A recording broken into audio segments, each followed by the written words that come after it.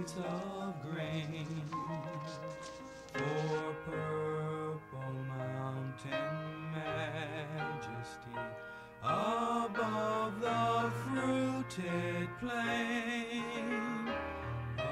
America, America, God shed his grace on thee, and crown thy good with brotherhood from sea to shining sea.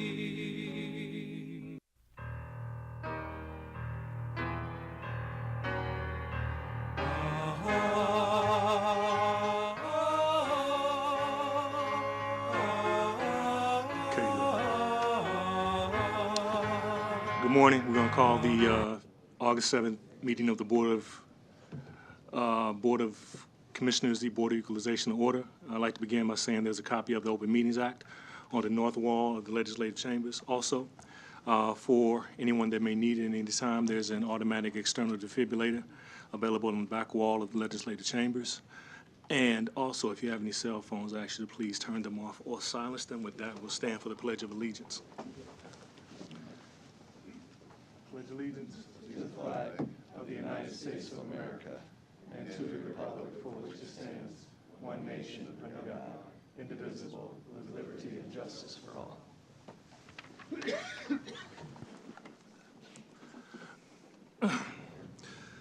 With that, we'll call to order the Douglas County Board of Equalization meeting. Roll call, please. Commissioner Borgeson is absent. Commissioner Boyle.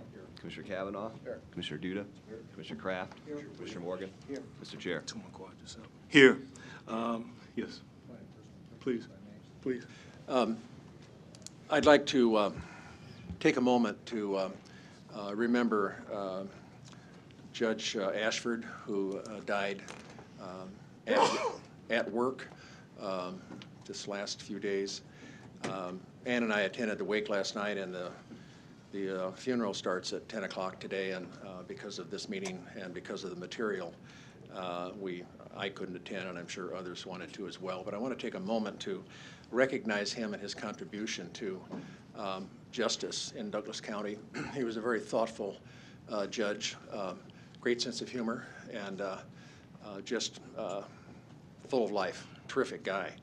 And he recently, and I attended with 3 other commissioners, he recently had an event here where he set up a veterans court to deal with veterans when they come in, when they get in trouble, to deal with some of the things that influence them, the bad influences, and to try to make things better for them. A remarkable program just started by him. So that certainly is part of his legacy. The other is a terrific guy.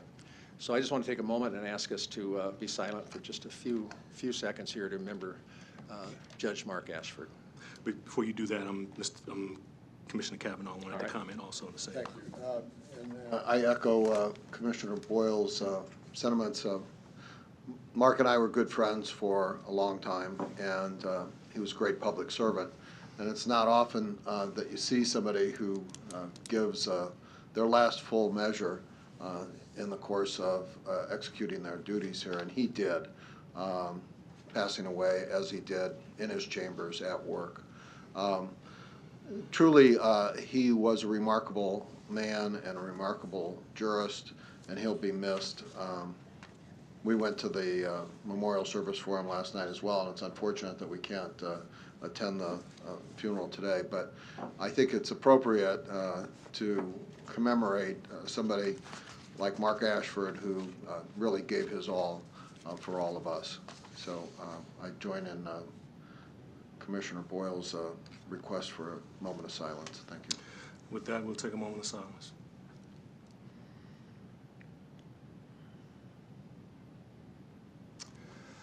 Thank you all.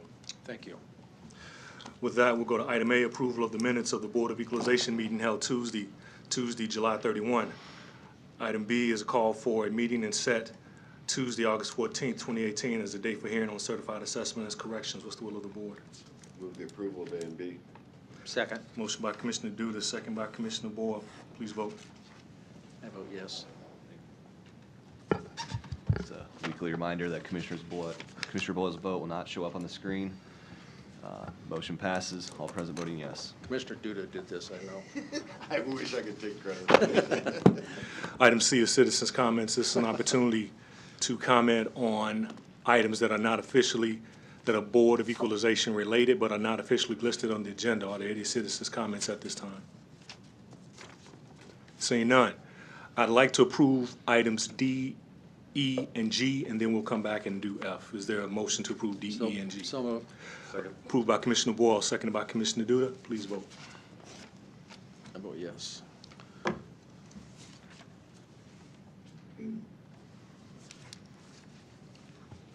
Motion passes, all present voting yes. Item F, set the final 2018 real property valuations for all real property protests that were reviewed by the Douglas County Board of Equalization and its referees. Let me note before we begin, my understanding is some people may come up, but the referees may not be prepared to have some items. The clerk's office may be able to attain them, so I ask your patience in that regard. And if you are to come up, be prepared to have your parcel number with you. With that, Clerk Ash. Good morning, Dan Ash, Douglas County Clerk. Just wanted to point out 3 parcels that basically the changes weren't made until after 9 a.m. yesterday, so we didn't want to alter the document that was submitted to the board. So I handed out a sheet this morning with 3 parcels. In every situation, it's just something we caught in our review, and it's valuations the referees intended to put to recommend to you all, but either a typo or something like that happened, and a different value ended up going before you. So on page 56, property address 1808 North 87th Street. If you look on the spreadsheet, it'll say 110,000. It was supposed to the total value 110,000. Supposed to be a recommendation of a total value of 100,000. Page 62, property address 25025 Chicago Street. The referee total recommendation on the spreadsheet says 863,000. It's supposed to be 862,500. And then on page 66, property address 833 North 77th Street. The BOE referee recommendation says 149,700, and it should have been 128,700. So I just ask when we finally do approve the values that we're using these values on this sheet that I gave you today for these 3 parcels and not the ones that appear on the spreadsheet, because like I was saying, these are the values that the referees intended to put on that spreadsheet for you all. So, and on a different matter, I do have access to electronic copy. If anyone does come up, we do have access to any electronic copies, and so I may be jumping back up here to pull some things up for you guys. So. Are you ready for a motion? Yeah, so what I'd like to do is a motion, a second, and if anybody wants to speak, you can speak during there. Is there a motion? I would move for the approval of the referee's recommendations, inclusive of the 3 changes that the clerk just brought to our attention. It's a motion by Commissioner Duda. Seconded by Commissioner Morgan. If there's anybody that wants to comment on these items, please do. And let me ask, and let's note I don't know how many of you all are coming up, but I'll ask you to respect the light system in front of you. At 3 minutes, the green will go.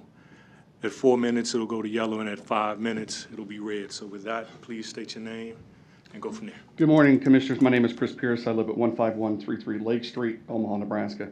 And to the dismay of Mike Goodwillie, no, I don't have 17 properties. I'm protesting this morning.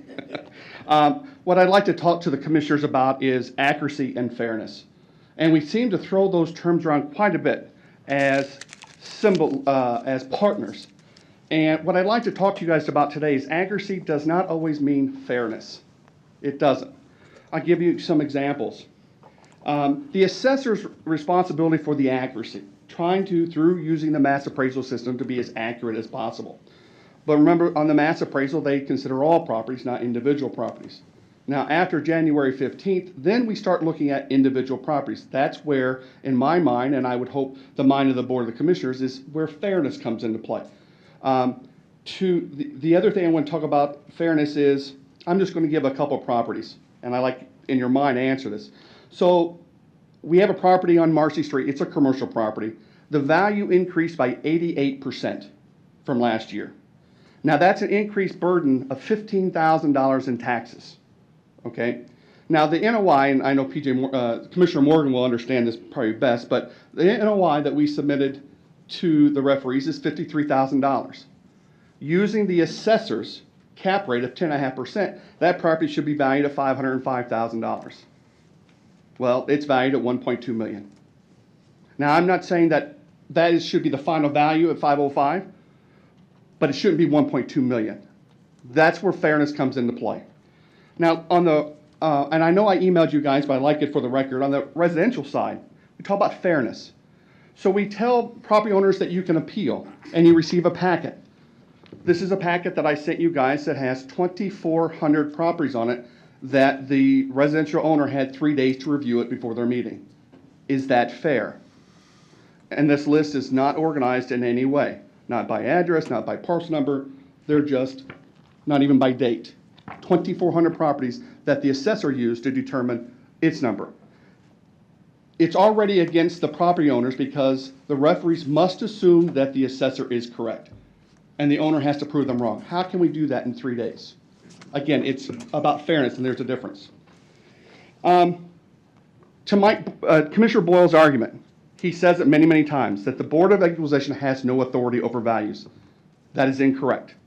The law states many, many times in Title 350, which is the administrative code to do the law, says the county assessor cannot change values after March 25th for Douglas County without the express order of this body. So that inherently tells you you have the final say in all values. Time and time again, the administrative code says that the assessor reports to you. Many times it reports to you. Again, inherently states that you are in charge and the final say in values. So I'm not coming up here to talk about 17 properties, but I would like to petition this year for the board to take a motion to approve all protests, regardless of a referee recommendation for this year only. Your action today is not reviewable by the Department of Revenue. Is not. That was done, that ability was done in the spring. The only way that can be reviewed is if the assessor or the property owner for some strange reason decides to appeal to the Tax Equalization and Review Commission. You have the final say in values. Throughout the administrative code, it states the assessor provides value, I want to get the exact word here. Value estimates. It submits value estimates. Again, clearly states that they do not have final say on values. This body of equalization does. So I would suggest maybe helping many of the people in this room this year, flex some muscle. Flex some muscle and say, okay, if a property owner went to the effort of doing a protest, meeting with the referees or whatever, submitting information, give them the benefit of the doubt this year, and then let's look at next year how we can change the system a little bit, tweak it. And maybe some of that is going to be legislative, of course. We have a session coming up. But I think it's a time for this board to stop laying down and become the fairness police on behalf of property owners. I thank you for your time. Thank you, Chris. Anyone else? Commissioner Moore? Chris, Pierce, I appreciate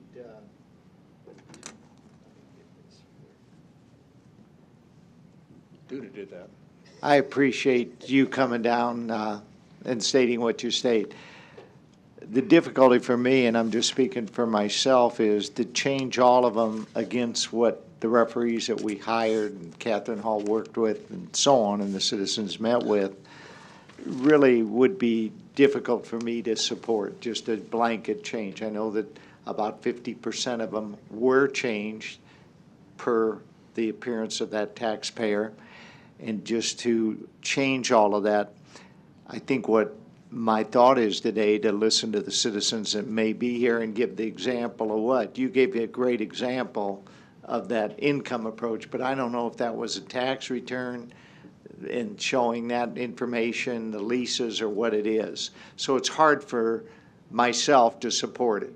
I respect what you said, but I just don't think I can agree with that blanket approach. I know the assessor's job is a difficult one with the number of parcels and the information and so on, but you know, I know there's going to be some citizens, and if I deem that we should make that change with that information that they maybe share with us, then I'm going to look at that carefully and do what I think is the right thing to do and try to always do that. But thanks again. Does anyone want to make comment on item F?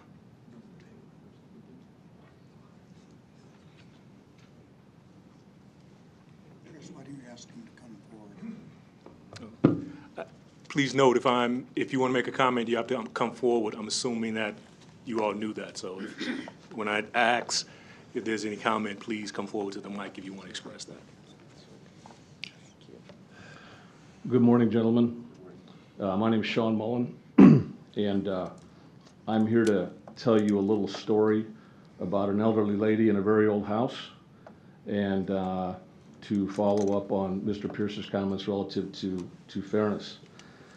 I'm going to take you back in time just a year. I know we're talking about 2018 valuations. In 2017, the owner of this house is an elderly lady named Betty Quinn. Lives in the corner of 63rd and Dodge. She's lived there for a long time. The house is built in 1907, remodeled in 1983. Got increased in 2017 from $1,530,000 to $2,593,000. Basically, they used the county used the cost approach, which basically identifies that the property has a value and there's a depreciable factor that's applied every year to recognize the fact that the house wears out every year. Notwithstanding the house was over 100 years old and had been remodeled probably 35 years prior, we're using a depreciation factor of about 16%. So that was the basis for our argument. We went down and talked to the BOE, and we didn't make any headway on that argument on the cost model. But the BOE's recommendation was, this is kind of an oddball property. We suggest you get an appraisal. So in late 2017, we contacted the assessor's office and met the appraiser out there, walked through the property. The appraiser told Betty to her face that the house was overvalued and that they'd make an adjustment. Nothing happened. We made numerous phone calls to follow up on that on behalf of Betty. No action. So we went down to the 2018s. The prelims made the same argument on the errors that the county was making in the cost method, gave them some equalization comps. I mean, this house is a 10,000 plus square foot, 100-year-old house. There aren't a lot of comps like it. Through the course of conversation with the assessor at the preliminaries, the conclusion was get an appraisal. So the BOE told us get an appraisal. The assessor told us get an appraisal. So we got an appraisal. We submitted a copy of the appraisal to the assessor's office and to the BOE. The appraisal came in at $1,700,000. I'm sorry, $1,750,000. We still got a valuation of $2,593,000. Appealed to the Board of Equalization this year with that appraisal. Got no relief. I just want to make you all aware that this is a taxpayer who has done everything that she's been told to do from both the BOE and the assessor, and she gets no relief. She's playing by the rules, and she can't get she doesn't get the benefit of what the system is supposed to provide her. We can talk about numerous pages of comps that the assessor will give us for sales comps. We can talk about discounts of valuation to sales price. I'm sure you've all heard those discussions, but we did what we were told. We got our appraisal. It's a fee simple appraisal by a certified appraiser, and we get no movement. And I wanted you folks to understand that and to understand that's going on. And this taxpayer is going to have an additional tax burden of probably $22,000 this year. We're at Turk for 17. We'll be at Turk for 18 also. And I want you to know that that's going on in case you didn't. Commissioner Morgan, Kavanaugh, and Boyle. Mr. Mullen, so you got the appraisal. Did you go to Turk last year? We did, And what's happened there? nothing. Because it takes, what, 2 3 years? Yeah, Okay, and that appraiser that you used, was that an MAI? yes, Okay, that you presented? yes. And the person that came out and told you it was overvalued or told Mrs. Betty. Quinn, who I, Mrs. Quinn, was that a person from the assessor's office? yes. Well, you know, as I said earlier, it certainly seems to me, and I'll continue to listen, but it seems to me that this should be justified in what you're stating. That's my opinion without having, I know the property, I mean, I've been by it, I've never been in it. But we'll see if someone contradicts some of the facts you've stated. But it certainly seems that this should receive consideration, and I'll listen to some of the other comments that are made concerning this. And the other thing I want the other commissioners, and I think they're aware of it, we have a good market in Omaha for selling properties. That good market is in that couple 100,000 range. The number of $2.5 million homes that sell in Omaha, Nebraska are very few. And they're also usually somewhat further west of that and much newer than 100-year homes. So that's my reason for stating what I just stated. The only comment I might add real quick is that the appraisal did a nice job of including pictures of I'll politely say deferred maintenance on the property. Yeah, there's substantial renovation that needs to be And addressed on that property. I want to also say something else, and Commissioner Boyle's one of the people that I think will appreciate this. The fact that she had the assessor come out and look at the house is a real credit to this individual. Because you've stated that before, Commissioner Boyle, about that fact. So I thank you for coming down this morning. Commissioner Kavanaugh. Thank you. Is it Mr. Mullen? Yes. We have the properties listed, you know, in our book, but without an address or a name of an owner. I couldn't look it up. What's the address of this property? 6300 Dodge. And the owner? Betty and Jim Quinn, Quinn.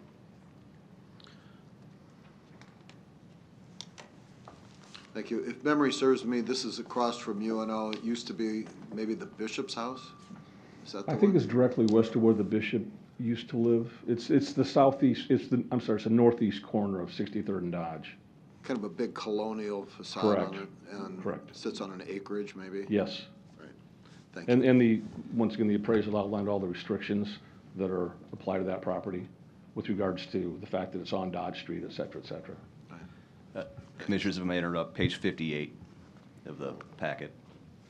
James D. Quinn et al. About in the middle of the page. Commissioner Boyle. I appreciate your coming in and giving the succinct data that you did. What specifically would you like us to do? What would you set the value at? What do you think the value should be, just to give us some kind of a compass? There are, I think, 2 data points that I mentioned. Number 1 is the appraised value of $1,750,000. And number 2, since the county used the cost method, I would just ask that they apply it appropriately. And when they do, you'd arrive at a valuation of about $1,570,000 based on the age of the house. Okay, what, and let's see, 1.75, 1,750,000. And the value, I'm sorry, I've got a printout because I can't read all this stuff on my computer. So anyhow, has it been 1,750 for a while or less or more? Can you tell me? It's currently at $2,593,000. Right. And what was it the year before? Do you know? In 2017, it was $2,593,000 also. Gee whiz. In 2016, it was $1,530,000. Oh. So they took it up about $1,060,000. Okay, without an Yeah. appraisal Okay. that I could see from looking at the file. Okay, well, I'll be making a motion. I've got some others here that I'm going to be talking about too, so I will do something that I hope is appropriate. Thanks a lot, Mr. Mon. Anything else? No more questions, sir? Thank you, gentlemen. Thank you. Thank you. Anyone else like to comment on item F?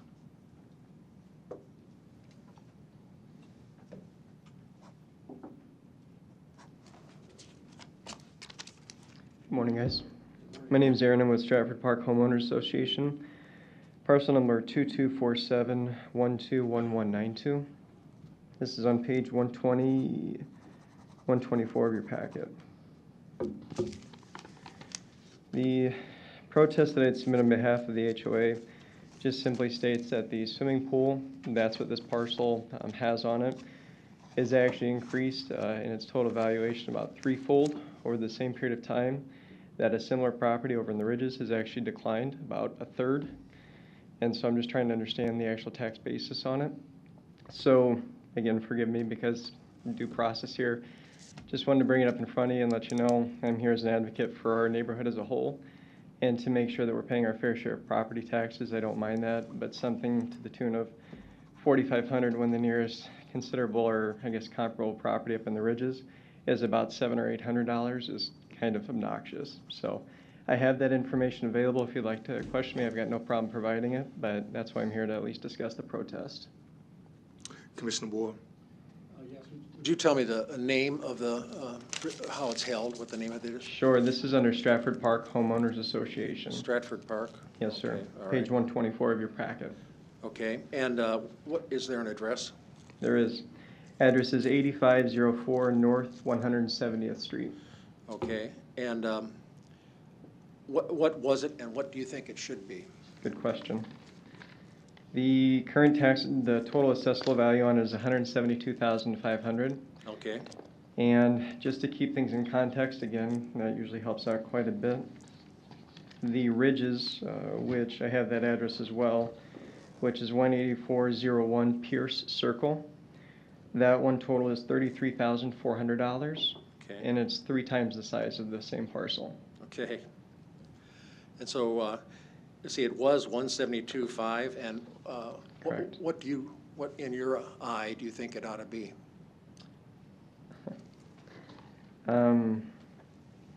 If you look just in kind of a homogeneous approach to this, trying to simplify the calculation, Right. figure out the per square foot price of that parcel Sure. of the Ridges, what the Ridges actually held and actually seen a decline in their value of the 3 years, I would recommend a value of $24,332.83, which would be comparable. I'm not saying that I'm the expert. I'm a finance guy, not a land guy. I like taking it to the penny, that's good. Say it again, 24,003 what?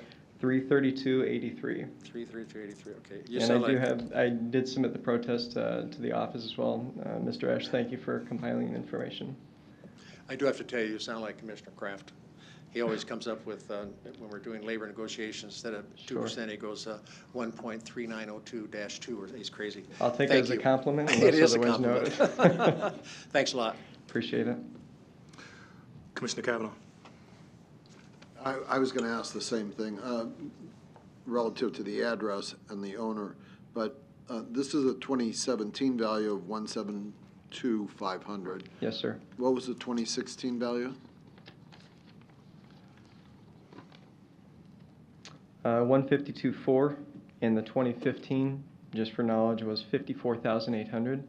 If I may also offer up for a review for the Ridges, that property, and I can provide that parcel address as well. In 2015, it was 49,400. It increased to 52,900 in 2016, and then declined to 33,400 the 2 following years. Did I hear you correctly? This is a swimming pool? This is a swimming pool for an HOA, so it's not for commercial gain at all. I understand. The Ridges is a swimming pool, the property you're comparing It it to? is. Okay. The one kind of, I guess, odd thing, if I may take note, is that the account type, as it comes up on the assessor for the Ridges, that's actually designated as residential, whereas for the one that's actually coded for Stratford Park is coded as commercial. I'm not quite certain if that's a clerical input error, and if it is, I mean, Lord knows we all make mistakes, but if it is, that would give me probably a stronger basis to understand there's probably a deeper concern there. Outside of that, I just think it's a math error. Thank you. You're welcome. Commissioner Morgan? Because our company manages both properties, I want to be sure, because I'm expecting Commissioner Boyle, having known you for a long while, that you're planning to make a motion. Would you make sure that that one, so that I can hopefully be supportive of some of these? I want to abstain just because we do manage. I never met you before. Correct. I don't believe. Seem like a nice enough guy, but that is correct. And so I plan to abstain on whatever might happen on Sure. that. But I thank you for coming down and stating the information you stated. Thank you, sir. I have no further questions. Do appreciate it. Thank you very much. Thank you. Anyone else like to comment on item F? Going once, twice. All righty, we have a motion, a second on item F. Is there anything that wants to be proposed? Commissioner Boyle. Yes, there's a few here. First of all, I want to thank County Clerk Dan Ash. She gave me a printed copy, which was a lot easier for me to deal with. I got a new computer, and I think it's the type should be called Pinhead. I can't read it, but anyway. On the Quinn property, and I'm sorry I don't have the parcel number, but after listening to what Mr. Mullins said and the history of it, I think the valuation is not appropriate. I would make a motion that, and flexible on it, but I would make a motion that we go to give the valuation of $1,570,000, and I believe that's an appraisal, if I'm not wrong. I think 1,750 was the figure. Is that it? I believe we were given. Okay, excuse me, that's the figure that I want, then $1,750,000, that's an appraisal, and I think that's appropriate. So I'd make that motion. Second. Motion by, well, is your motion to amend that to the current motion? Yes. There's a motion by Commissioner Boyle to amend that to the current motion, second by Commissioner Kraft. Any discussion on that? Okay, we're going to vote on that amendment, see if it's added. You have that, Mr. Clerk? Not yet. Give us 1 second, please.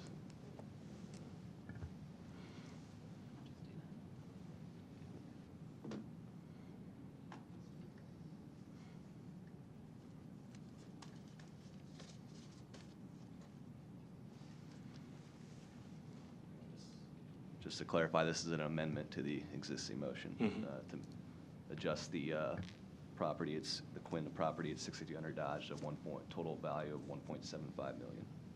Okay, we are ready. All right.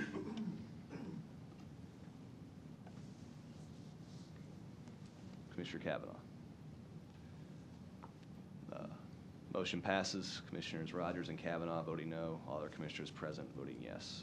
Okay, Commissioner Boyle. Item on number is the address is 1602 South 10th Street. It's Casio's Restaurant. And the valuation in 2017 was $321,600. The valuation this year is $889,100. It's gone up 176%. Mr. Cascio contacted me, and I visited with him, and he showed me some things going on, took photos. There's quite a bit of repair that needs to be done to the building, and I'm not sure what the value should be. He's certainly willing to go higher than $321,600, but $889 is a little bit out of the ballpark.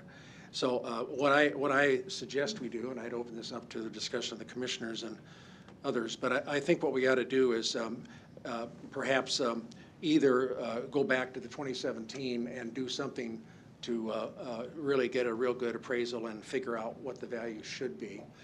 So I'll start with that. I'll make a motion that we go from the $889,000 down to $321,600, and then we'll take a look at it in the interim and get it right next time. So that's my motion. I do have the key number if that's needed. Yes, please. Yeah. Okay, the key number is 152-32-60002. There's a motion by Commissioner Boyle. Mr. Clerk, do you have the motion? Is there a second by someone? I'll second it so we could have some Okay. discussion. Motion by Commissioner Boyle, seconded by Commissioner Morgan. Commissioners Kraft and Duda. Do we have the evaluation from the year before That you have the 321, but what was it in prior years? Okay, I do have that. May I speak? Sure. Okay. It has been, I'm going back to 2013, it has been 321,600 in 2013, 14, 15, 16, and 17. And then it jumped in 2018 to 889. It went up, $567,000. Yeah. Since it's been static for so long, I would suggest we do a 20% increase over the 331, which would be 64,000, which would make it 385,000. How much? 385,600. I'd certainly be agreeable with that. Seeing no agreement, I'll allow that by consent. So that's the current number. Mr. Clerk? Yep, 385,600 is now the recommended. Right. All right. You done, Commissioner Cross? Yes. Commissioner Duda?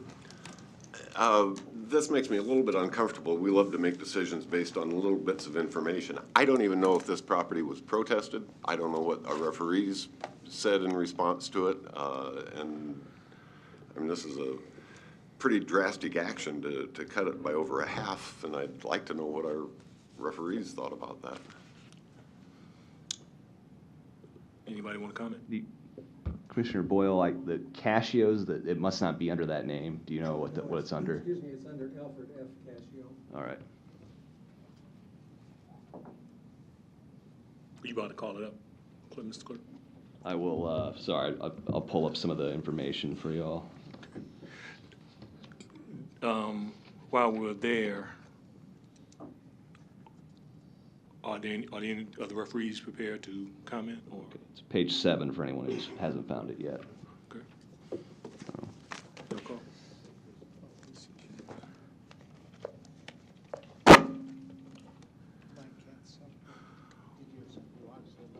Hold on a minute. Hold on.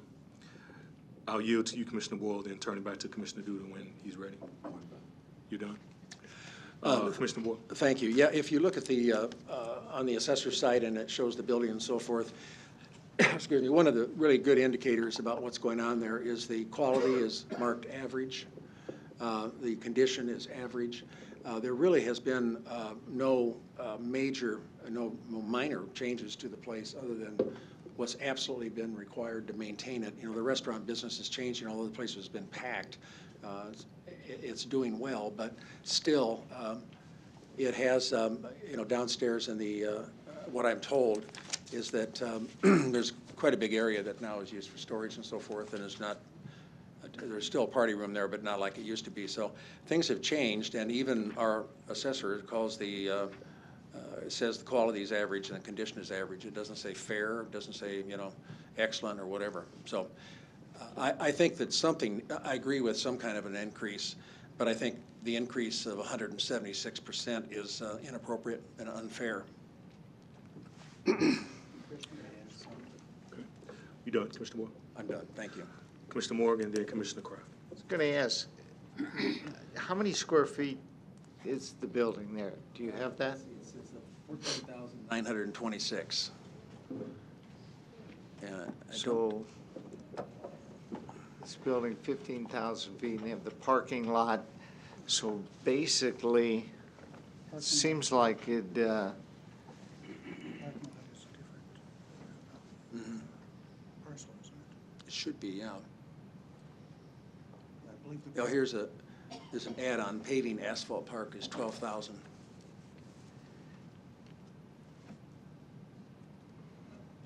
and the increase, Commissioner Kraft, that you suggested was 20%? 20%. What do you think? Well, I mean, I do think it's difficult. I know if the referees or the assessor want to say anything, but, I don't like to see properties get the 200%, Yeah. 300% increases, and we see that all at one time, even if it, and I'm not saying it is justified, because it puts quite a burden on that citizen. Right. I guess I'd be more comfortable because it has stayed at the same value for so many years. I guess I'd probably want to say, hey, what if we went with a 50% increase, which would take it up to 470, 480, I think, somewhere in there. Is that accountant still there? No, kidding. Mark, we have a value right now of what was the original, 321? Yeah, 321. I think frankly. So that would bring it up to roughly 476 or thereabouts. That's fine. I think that's reasonable too. I think it's just that this 176 is not fair, and 476, it certainly rings a bell. That's fine with me. And is there anything in there that shows what the referees, how they looked at that property? I know it's an older property So that you the, might share with us before we. Sure. The comment from one referee looked at it. The property owner did not provide any data to support a reduction in the assessed value. Items such as comparable data, income and expense information, and appraisal, etc., are necessary to provide to the referee for review. Overall, no change in the assessed value is warranted at this time.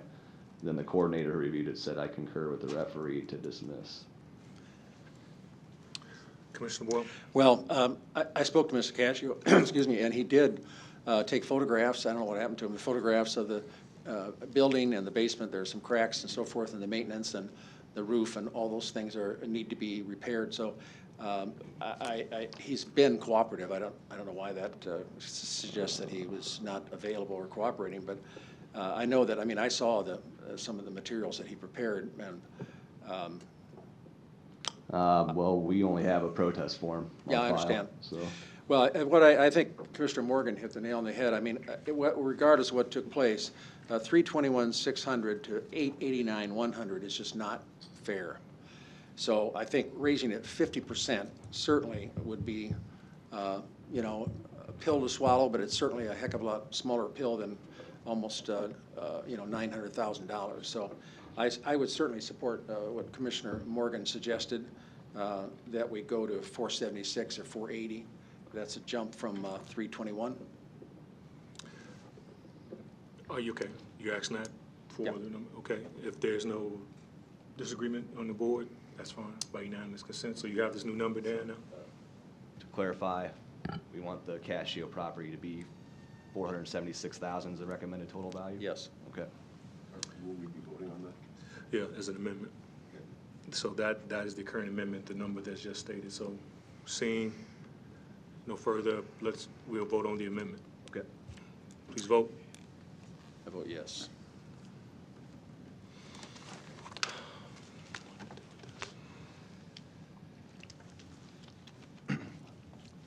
Motion passes. Commissioner Duda voting no, other commissioners voting yes. Thank you. Okay. So the original package, you have another amendment? I do. Please do. I do. I've been busy.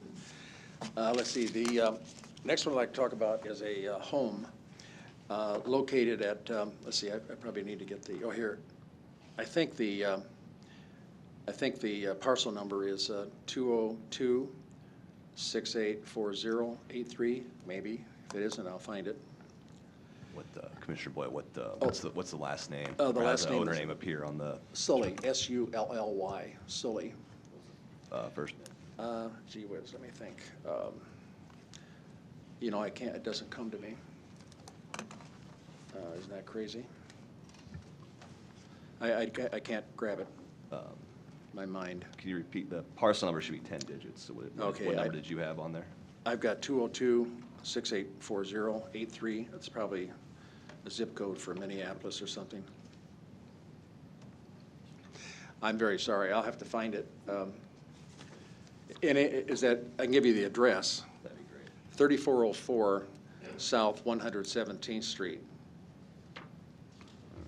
And in 2015, the valuation was $227,700. And in 2016, it went up $16,000 to $243,700. And then just for good measure, in 2017, it went up by $200 to $243,900. And this year, it went up $39,600 to $283,500. So it's had a jump since 2015 of $55,800. And I don't know what percentage that is, Joe, but he's got his calculator there. But anyway, I think it's going up $55,800 in a period of 3 years on a private home. It doesn't make any sense. And in the neighborhood too, the very similar homes are closer to the 2016 value than it is to the 2018. So I would suggest that we establish it at the 2017 value, which is $243,900. That's still an increase of just over $16,000. I think the valuation seems reasonable to me. It's a private home, and the homes in the neighborhood are similarly valued. This one's one of the higher ones. Page 79, Commissioners, Louis D. Soley. Louis, that's right. Thank you. Commissioner Moore? I am. Commissioner Kavanaugh? Yeah, I was just trying to find the property on page 79. What's the name again? Louis D. Soley. Like 2/3 of the way down the page.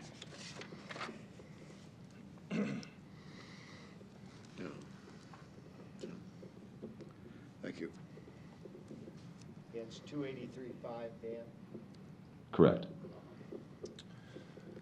Okay, is that a motion you're making, Commissioner Moore?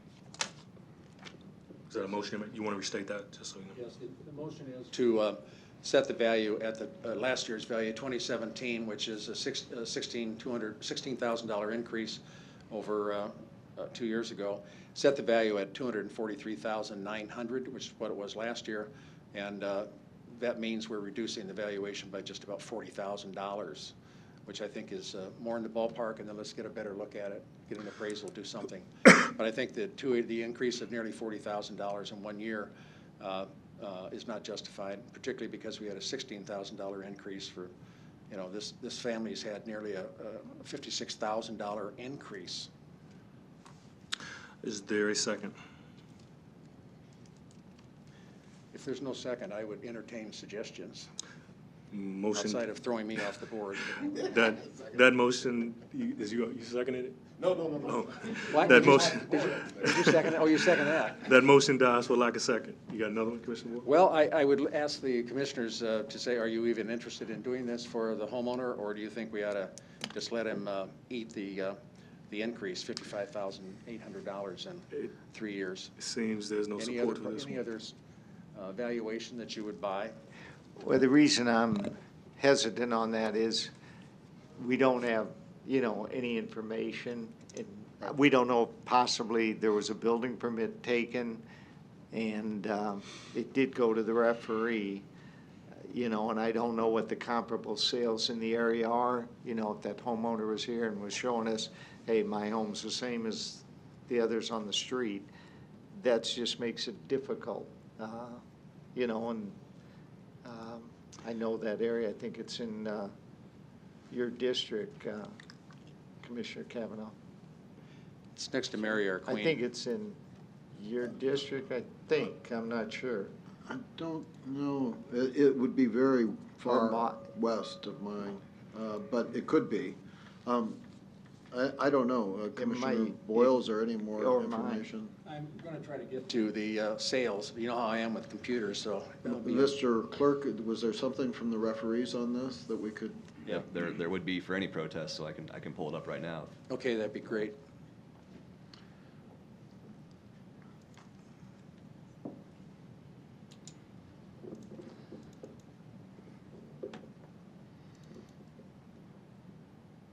All right. So this person did submit quite a few comps, but the referee reviewed it. Owners' comparable properties have at least 600 square feet less than the subject and are not similar, nor do they warrant a lower valuation. Therefore, no change is recommended. The valuation appears to be well supported by recent two-story sales of this location, including 3626 South 116th Street, $260,000 at 2,037 square feet of February 2018. 3514 South 119th Street, 280,000, 2,304 square feet, October 2017. And the coordinator said, reviewed owner's protest packet and the referee's recommended value. I agree with referee's analysis and value. Commissioner Ward. I do have the 4 sales that took place in the neighborhood, and these are 4 comparable sales found. That's what the assessor describes this as. And I can give you the address and then tell you the amount that it sold for. 3628 South 116th. This is on 117th. 3400. So it's a couple, 2-3 blocks, about 3 blocks away. Sold for $260,000. Another home at 3514 South 119th sold for $280,000. Another home, 3604 South 118th Street, sold for $230,000. And another home at 3512 South 115th Avenue sold for $265,000. And Mr. Sully's home is valued at $283,500. So somewhere in that neighborhood of between 280, I suppose, and 230 is a figure that makes some sense. And his last year was 243,900. So it seems to me last year was a heck of a lot closer than it is the value this year. So that's why I think that we should go with last year's value at 243,900, considering that these homes sold for 260, 280, 230, and 265. And you take an average, I don't know, maybe it should be a little higher, maybe 260, I don't know. But I'm just open to suggestions. But these are actual sales, 4 comparable sales that the assessor has on her site.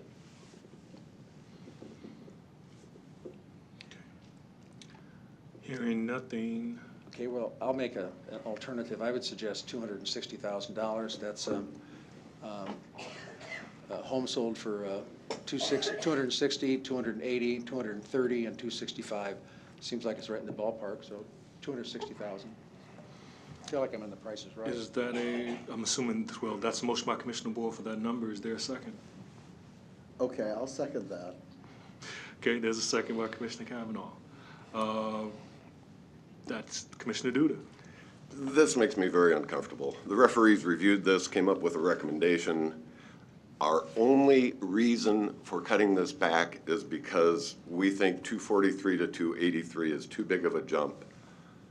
Well, we can't pull one property out of hundreds of thousands and say, well, this one jumped more than we think it should, so we're going to cut it back, even despite what our referees said. I don't like making decisions based on a little bit of information. I am not being given any, I mean, you just said the proper range may be up to 280. We're at 283. Let's go with the referee's recommendation and not just say a property went up. We know that properties didn't go up that much, so we're just going to roll it back despite what the referees said. Why do we bother hiring referees? If we're going to hire smart people, I think we ought to listen to them. Thank you. Well, the actual increase has been just almost $56,000 since 2015. But you know, let's just vote on it. I mean, you know, that's what we need to do. We got a motion and a second, and if there's some other dollar amount that makes sense, you know, to me, it's the 283.5 is too much, and certainly don't take it back to 2015. That's not the ballpark, but somewhere in there, you know, what was the figure? 260 we finally decided on? Yeah. Okay. Well, so I guess that's it. Okay, seeing no further questions. Mr. Clerk, are you ready? Yes, amendment to put Sully property at 3404 South 117th Street at $260,000. Please vote. I vote yes.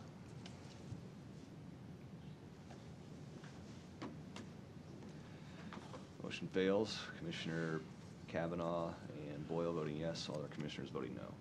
And, Anything else, Commissioner Chair Boyle? Rogers, if I may, real quick before we move to another property, I failed to mention earlier that our staff who helped us out this summer with BOE are in the audience. I'd like to thank them for all their If you want to hold on, I'll go do them at the end. All right. I figured Commissioner Boyle.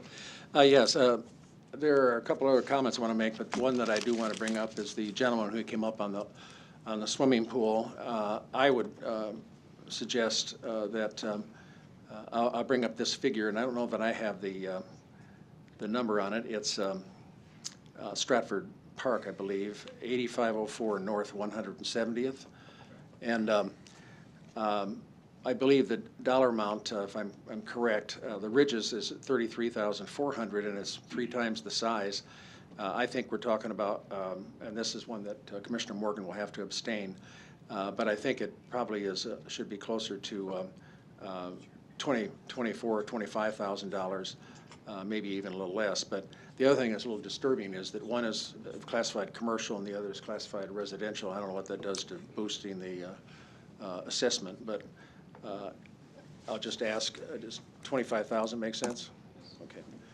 So my motion is that it be set at $25,000, and with the request that we look into the classification of commercial and residential between those two pools. Doesn't make a lot of sense. So that's my motion. Okay, there's a motion. Is there a second? Second. Second by Commissioner Kraft. See nothing further. Yeah. Mr. Clerk, are you prepared? Yes. Oh, sorry, Commissioner Duda, I didn't see you. Sorry, but this is cutting it to 1/7 the we're putting it at 1/7 of the value of what the referee recommended. Boy, that's a huge move that I'm just not comfortable with. Could I, Commissioner Boyle? Commissioner Duda, are you comfortable with any kind of adjustment in light of the comparable pool that actually is 3 times larger? Well, but there's so much more that we don't know about the comparable pool. What's their condition? What kind of deferred maintenance do they have? We're again rushing to judgment with little tidbits of information, and that's just too drastic of a move. The 172.5, I agree that seems high, but to bring that back all the way to 24, man. Do you have an amount? No, I mean, seriously, it seems extraordinarily high, just like that Quinn house and some of the other stuff way off the map, you know. Is there something else we can do to make it seem better, make it better? Boy, this really points out what an inexact science it is when you start kidding. pulling figures out of thin air and say this is what we believe its value is. I agree that 172 is too high. I don't know what the figure is. I'm sorry. Are you done, Commissioner Boyle? Yes. Commissioner Kraft, come on.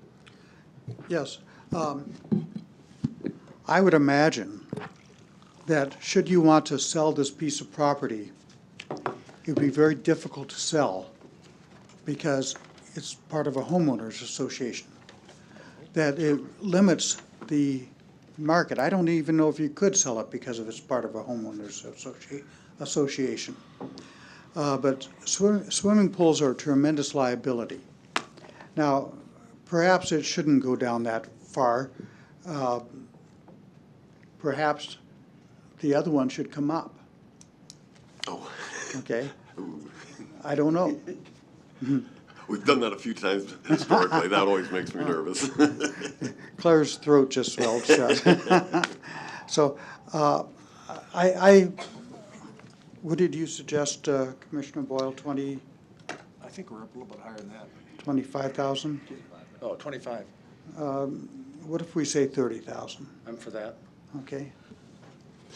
I'm assuming since no one's saying anything, that's by consensus, we can change that. So we're at 30,000? You have that, Mr. Clerk?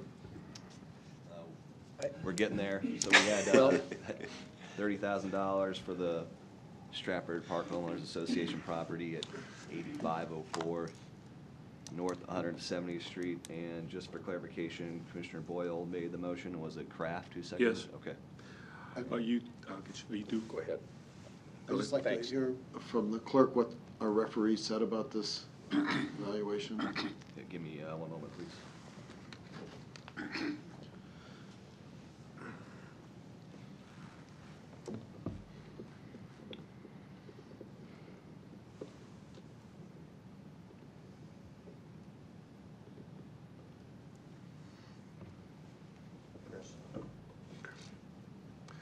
Commissioner Kraft, you want to comment while he's looking? Did they protest last year? Did they protest last year? Do you know? No, this is no. He's sitting No, on the last okay. row there. And that was at 152,000. What if we just went back to the 54,000? Okay. So here's the referee comments. The protester is apparently protesting a land valuation portion of the assessor's cost approach on a community swimming pool. To set the stage, a referee cannot adjust the assessor cost approach, as the referee cannot access the software that creates the value. However, the land value is a component of the cost approach, and the referee can inspect this component of the cost analysis. The referee is somewhat confused by the comp, as the protester has the comps the protester has submitted. The referee has simply went to the assessor page and pulled up the immediate assessments for land value on the parcels immediately next to the subject, and finds that the subject land is assessed at $3.04 per square foot. The subject parking lot immediately north is assessed at $2.68 per square foot. The vacant residential lot north of the parking lot is assessed at $2.59 per square foot. The residential lot across the street to the east of the subject is assessed at $4.50 per square foot. The residential abutting the subject to the west is assessed at $3.31 per square foot. Given this, subject land assessment appears to be equalized, and the protest is dismissed. And the coordinator just said, I concur with the referee comments and to dismiss the protest. Well, we've received some information from the staff here regarding this property, and interestingly, the land value from 2013 to 2018 has gone from 35,000 to 45,000. The improvement value, which apparently is the swimming pool, has gone from 21,000 to 127,000. I'd be interested to know what you did to that pool, if anything. There's been no improvement in the pool from 2013 to 2018. It seems to me that I'm having a tough time getting my head around how a pool jumps $100,000 in value. And maybe we could hear from the Homeowners Association representative relative to that. Thank you, Mr. Clerk. No problem. So I'm just going to pull this up for you. The swimming pool, Let him get set up first. Let him get, wait a minute, the clerk's clearing out so he can get set up. Just give him a minute there. I don't want to compete here. When you state your name, maybe state how long, if you're the president, you might state that information to Sure. the board. My name is Aaron Lunicky. I serve as the treasurer, certainly not the president. Oh, okay. We have a much smarter person for that role. The pool itself, the improvement has been none. And what I would say as far as the comparable areas, the one part that might be not included is that Stratford Park is the fastest and the hottest growing SID in the state of Nebraska. In 2018 alone, we have $88 million in taxable assessable value there. And as far as the property itself, 4 years ago, we had probably a fourth of that or a third of that. So components that we're using to be able to increase the value of the pool, in my opinion, are invalid, especially on a property that's depreciated. You know, what might be fair, and that's the thing about Board of Equalization that I like, is that we try to do what's right.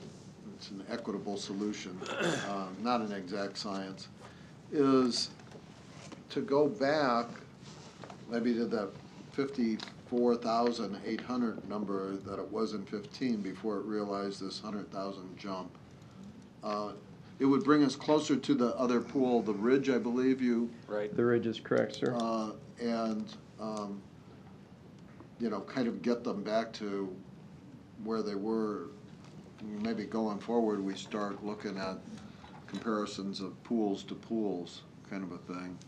And I suppose, not speaking out of turn, but Commissioner Duda, to your concern as far as kind of nuggets of information, I can't deny that I'm probably not giving maybe an entire narrative anyways that supports my full number, but as far as getting down to the $24,000 value that I was proposing, that's in light of the additional other 7 lots that are on page 123 of your packet that you have for Stratford Park that did receive successful reductions in their value. So I would find it interesting that we would take the community swimming pool that all the homeowners are effectively, paying a pro rata share of its tax cost and its maintenance.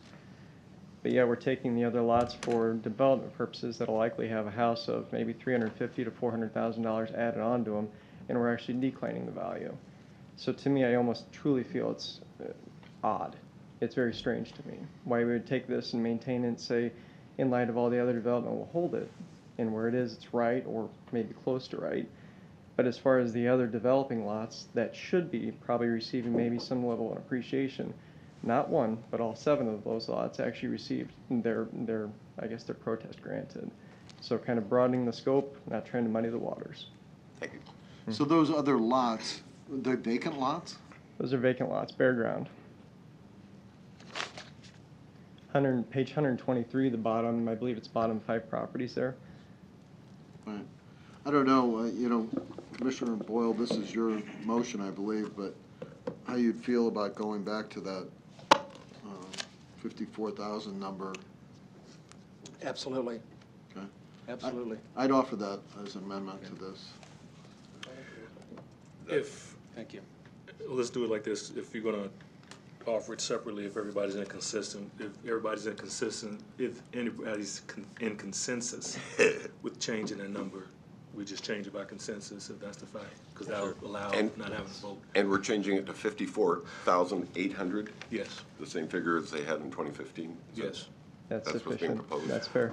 Now, can I ask you, sir, I gotta, I wanna be fair with it, but you say it's the hottest area and it's going back in price?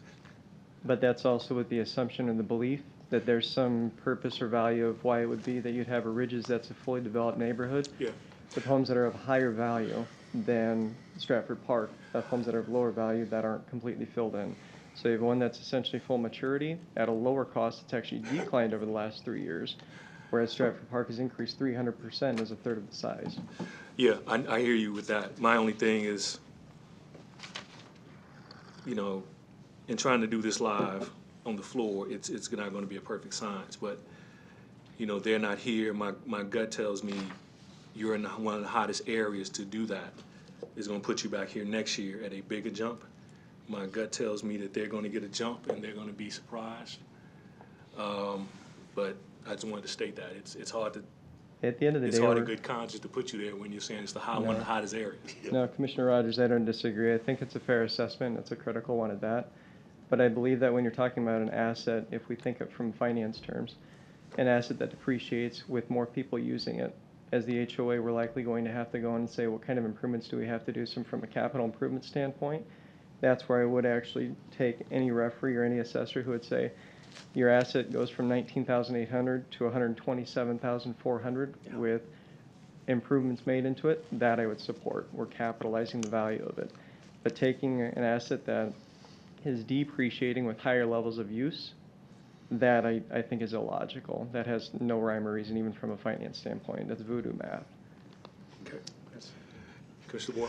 Well, I've been listening to this, and I understand all the points of view. I think Commissioner Kavanaugh hit the sweet spot on the valuation. And I agree.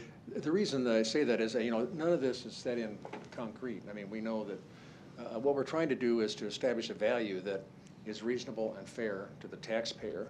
And I think that's what Mr. Kavanaugh's change to my motion accomplishes. And like I said, this is not set in concrete. This is not forever. If we find out that it should be lower, we can lower it. If it should be higher, we can raise it. We can look at the other pools and do something that he suggested is maybe we ought to be looking at pools and they're comparing them and so forth. In any event, I hope that we do approve this. I think it's fair, and so I appreciate all the discussion. I think it's been very helpful. So I need Rogers and Duda to step up to, oh, excuse me for being so blunt. Thanks. Okay, we have the motion on the floor. Mr. Clerk, you have the correct number, which is 54? Yes. Okay. 8529 North 170th Street to $54,800. Okay, we have a motion to amend on the floor. Please vote. Rogers votes yes. Dan, I vote yes. Dan, I'll be abstaining. Mr. Staven.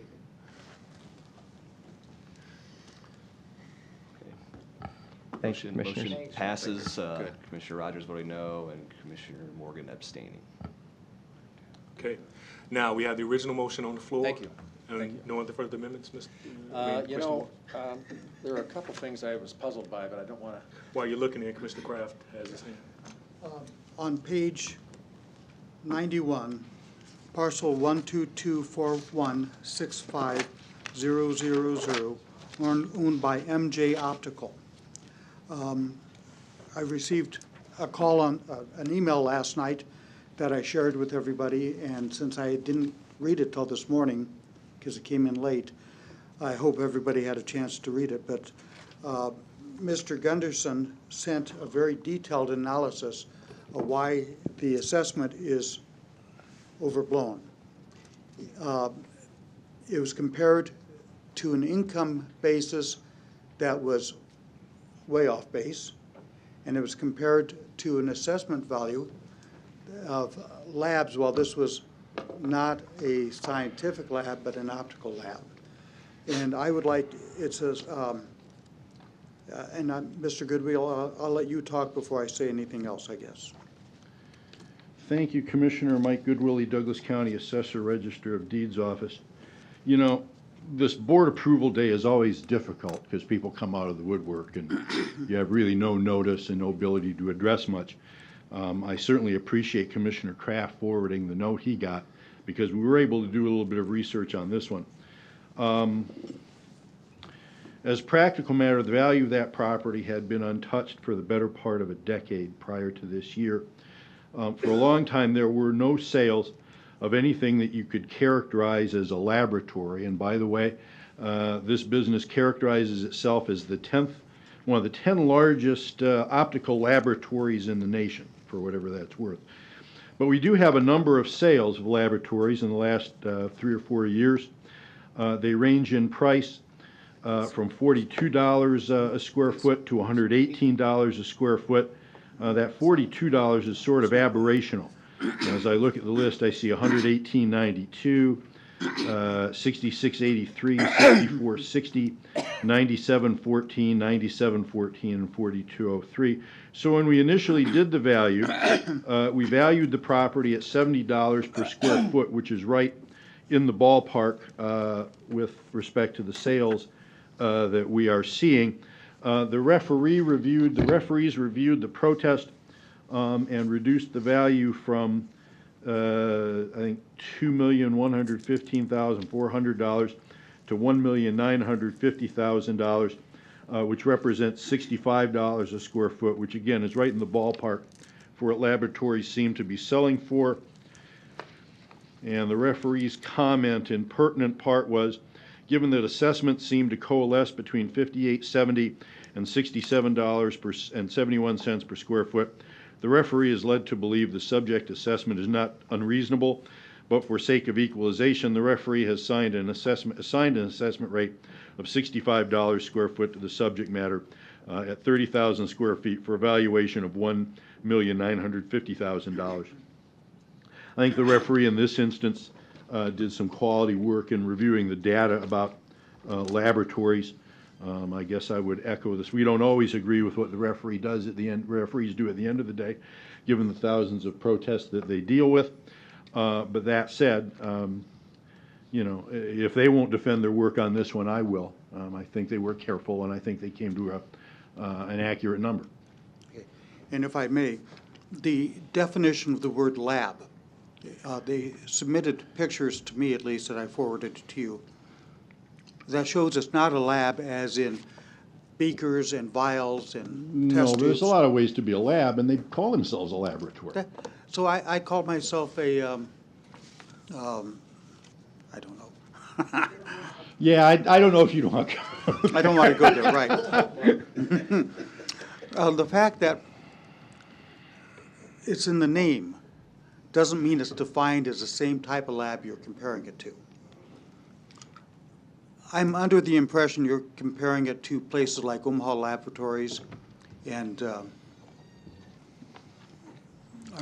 something testing companies. In an optical lab, which is not an uncommon term for optical, they make glasses, they grind glasses. It's like my calling my workshop my furniture lab, or calling my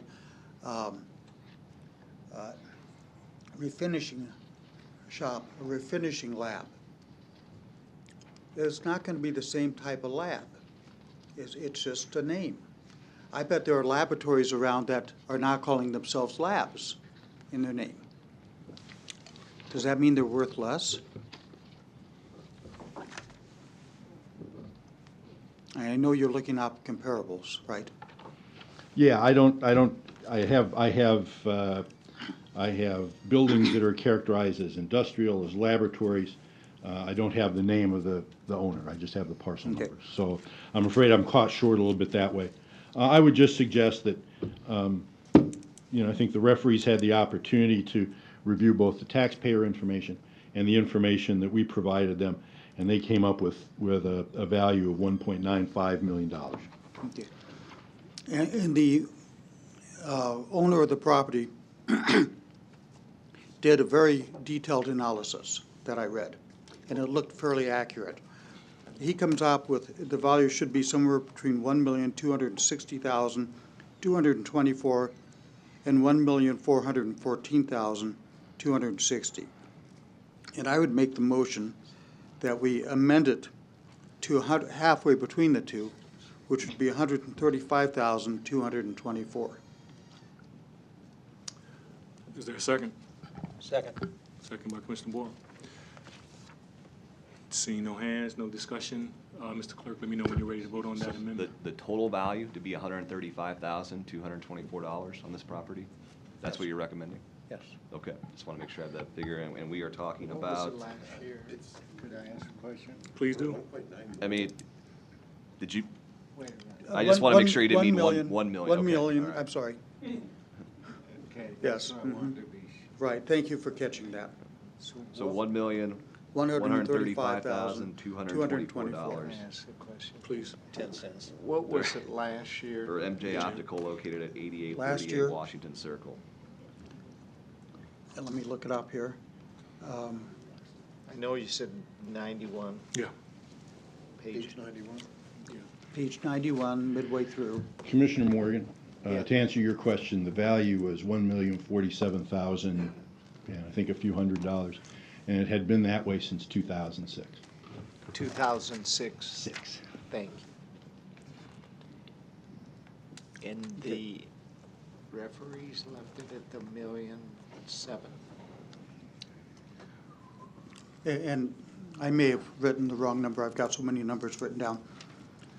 1,335,224 is what I had meant to say. 1,324,000. Mr. Clerk, you have that number? 1,335,224. Yes. Kraft? Okay. Yes, Okay. done, Thank you. Commissioner? So that would be basically about a 30% increase. yes. Over the previous year. And from the pictures, from the pictures you sent out, Commissioner Kraft, it looks like it's a vacant building and hasn't been put in any good condition. I mean, it's just really It looks like they cleaned have a out. grandchild's basketball court set up, storage. I would agree. It does not look like a lab at this point from the pictures you sent. Okay, thanks. Commissioner Kavanaugh. Okay. So this property is currently valued at, does someone know that number? $2,115,400. The referees are recommending 1.95 million. So the referee's recommendation is a reduction from the current valuation, is that correct? Correct. No, the assessor, not the current.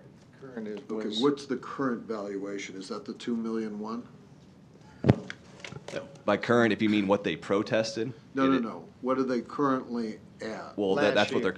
since nothing has been voted on, the current value is $2.115 million. The referee is today recommending you approve $1.95 million, but Commissioner Kraft is asking for it to be $1.335 million. Okay, let me put it this way. What? In 2015, 2016, and 2017, what was the value of this property? that was a bit. 94,000 or somewhere around there. No, I thought it I'm was sorry. 1,000,000. Well, I think Mr. Goodwillie already gave that figure, but I'll give it again. It's Yeah, I'm sorry. $1.047 million. In 2017? All, Yes. from 2013 to 2017, $1,047,600.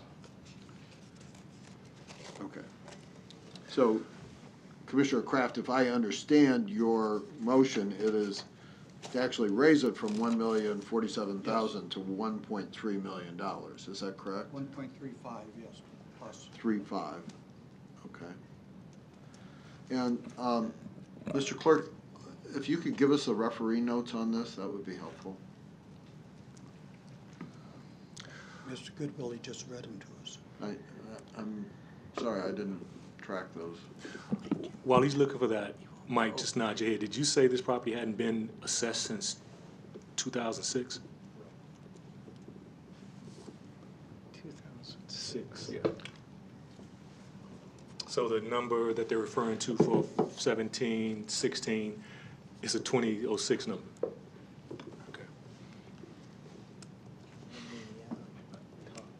He finishes. Okay. So, the protester was afforded a face-to-face conference. The protest sets forth that the taxpayer has owned this property for a number of years, and it's used for the grinding of glasses lenses. The referee pointed out that the property has not been reassessed for over a number of years, and therefore the assessment increase is large, and the taxpayer has enjoyed a lower assessment of this period of time. The referee asked the protester what special aspects of the building exist to make it a laboratory category building. There are no quote-unquote white rooms, special air handling, or special HVAC. The building has plus minus 8% AC office space, and the floor of the plant has tables with grinding machines. Would sound more like light manufacturing than a laboratory use. The protester has submitted next-door comps on the mall in Promptus, but presented other lab use properties at the conference for an equalization argument. The referee has spread sheet of these comps. The subject has 30,000 square feet, with majority of the comps at half this size. Considering all aspects, it appears the subject is nearer the upper end of the assessment range. There is one sale, July 2017, or perhaps July 7/17, at $64.69 per square foot on 18,576 square foot building. Of one of the comp buildings, i.e. Comp 2, assessed at $58.70 per square foot. Given that the assessments seem to, the assessments between 58.70 and 67.71 per square foot, the referee is led to believe the subject assessment is not totally unreasonable, but for the sake of equalization, the referee has assigned an assessment rate of $65 per square foot to the subject's 30,000 square feet for a valuation of $1.95 million. The coordinator below, the protester information together with the assessor packet analysis provided by the referee has been reviewed, and given the referee's statements, observations, I'm in agreement with the referee that the value should be changed. Thank you. Could you pull up the 5 pictures that were sent to us Yes. and show them on the screen? Can I say something? Please. I asked the chairman if I could say some while you're getting the pictures Go up. ahead. I mean, the pictures that you showed, it looks like basically a warehouse at this point. And the only thing that's kind of difficult, Commissioner Kavanaugh, what you said, it stayed at the same amount, is, we need to, as I said at the beginning of our meeting, the assessor's job is not an easy task for the assessor or the people that work there. But the fact is, when you have so many years of it staying at the same value and then these large increases, it makes it difficult. And then when you see the pictures that Commissioner Kraft sent to us, and I wish they could show those on our big screen, not Commissioner Kraft, it does look like a warehouse. And when you start to look at the value, you could say, well, it's around $45 a foot. I mean, it isn't in any great condition. Well, I'm not seeing any picture. Maybe Can he email those to you that they'd go up on the screen? I don't want to do that. That's too much Okay. of an Let me see advantage if to he's this got, point. there's in one time. more link here that I haven't opened up yet. Maybe this is the photos. No, it's just a spreadsheet. So he submitted for the protest. We have this spreadsheet that, I don't know if it's on the screen now or not, and then he submitted 16 pages worth of comps, or, I mean, not every page was a comp, but comps that were 16 pages worth. So there's this, The owner did. yeah, and then, this right here, he basically just printed off the assessor, screenshots from the assessor's page of comparable properties. But I don't see any photos in it. I just sent you a link. The board members were sent photos this morning. The only reason I don't want to bring these photos in is that starts a precedence and a kind of unfair advantage deal that I don't want to Okay. get to. They had their That's hearing. okay. So, any more discussion on this? You want to close anything, Commissioner Kraft? before No, we- I just feel that seeing the photographs shows how justified reducing the assessment on this one is. Okay. With that, let the clerk get set.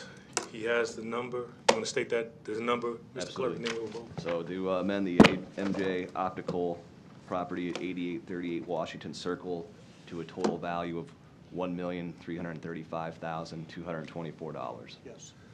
Please vote. I vote yes.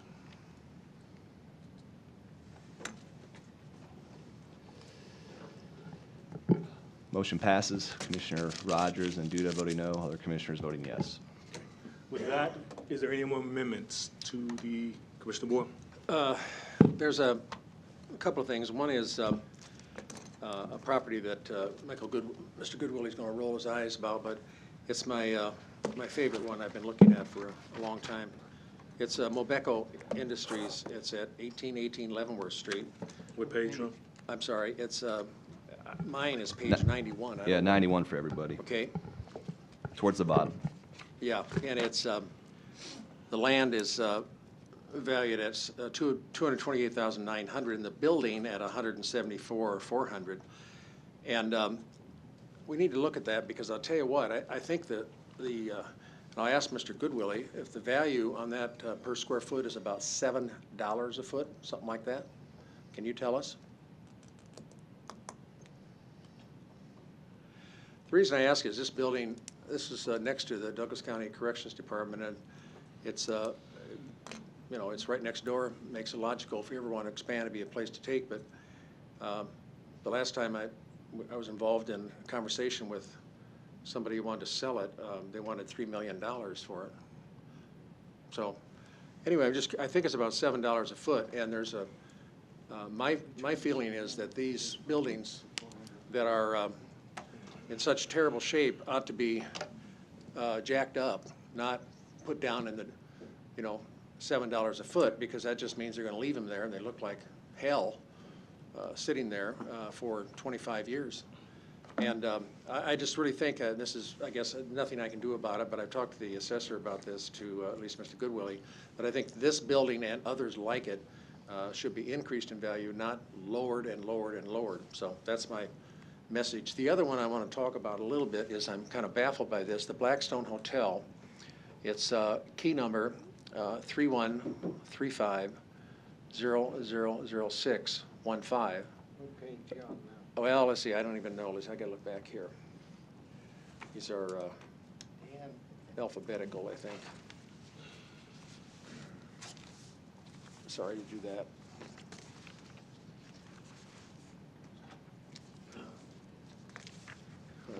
Very small. Page 20, commissioners, towards the bottom, Thanks. Blackstone Hotel LLC. The, when you,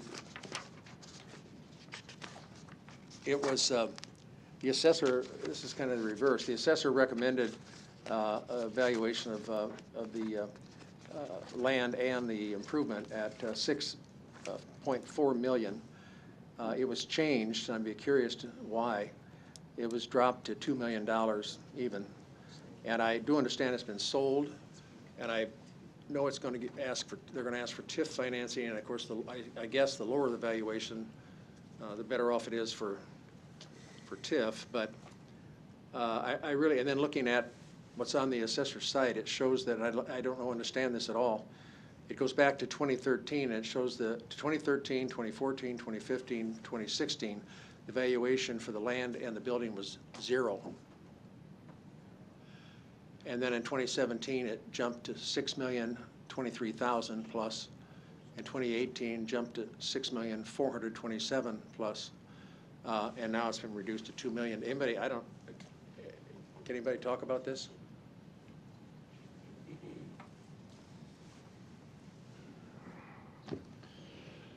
Mike Goodwillie, Douglas County Assessor Register of Deeds Office. Obviously, you know, we're caught a little bit short, Oh, okay.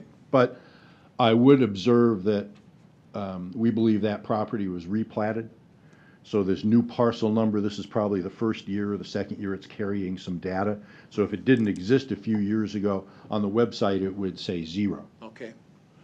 And help me with this, what was our value for 2018 that we recommend, that we suggested? $6,427,700. Okay, so then the referees were recommending a reduction to 2? Right, 2 million. Okay, well, I can't, I Yeah. don't have the referee Right, data in front of me. right. So, but my suspicion is, yeah, the thing got replatted, and, yeah, they may be looking at TIF, I don't know. So when you say replatted, are you saying the value will be located in other, on other? I'm parcel saying numbers? I'm saying that for those years, there would be different parcel numbers that no Okay. longer exist that carry the value. It would require a little bit of research to find it. Okay, well, I guess I'd like to, not today, but to do the research on it and, take a look at what happened there. I'm not trying to cause any problems for the developers by any means. I think it's terrific. But I think they paid, what did they pay, $75 million for it? What'd they pay for it? I don't know that it's been sold yet. Okay, I thought it was. Anyway, we'll I look mean, into it's it. supposed to be. Yeah. No, Commissioner Kavanaugh. Well, I was just gonna ask for the referee data, maybe that'll reveal some of Yep. the reasons for it. Oh, okay, good. Thank you. Thanks, Mr. Goodwillie.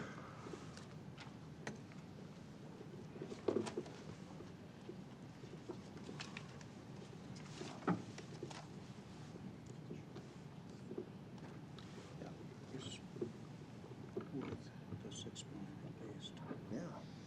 I don't see, but if it's split up, maybe it's somewhere else, under some other name. I don't know either. We can raise it and let them take it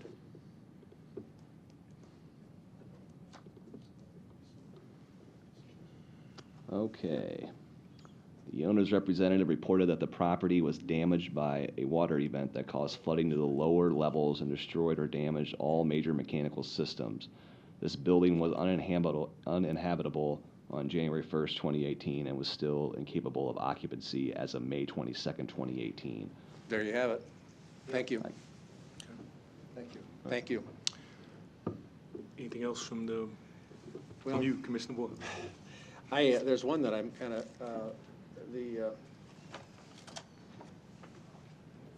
three right here in a row that I'm kind of baffled by. Central States Health and Life, this is on page 26. And it's at 1212 North 96. It's a beautiful circular kind of building. It was assessed by the assessor's office at $15,301,800, and it was dropped to $13,355,000. And I don't know what, it seems to me like, I'll look it up here, what the condition is, but it.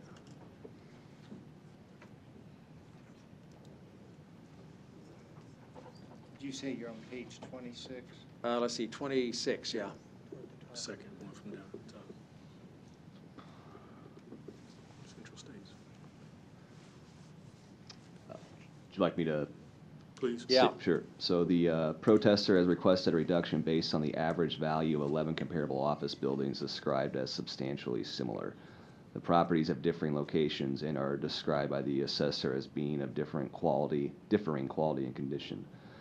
The protest does not give any consideration to building efficiencies. I'm sorry, can you speak just a little louder? Sure. The protest does not give any consideration to the building efficiencies.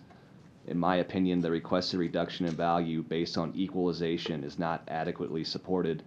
However, comments in the assessor package indicate And by the way, just if I could digress, the assessor package, he's basically referring to the information that was given to the referees by the assessor's office.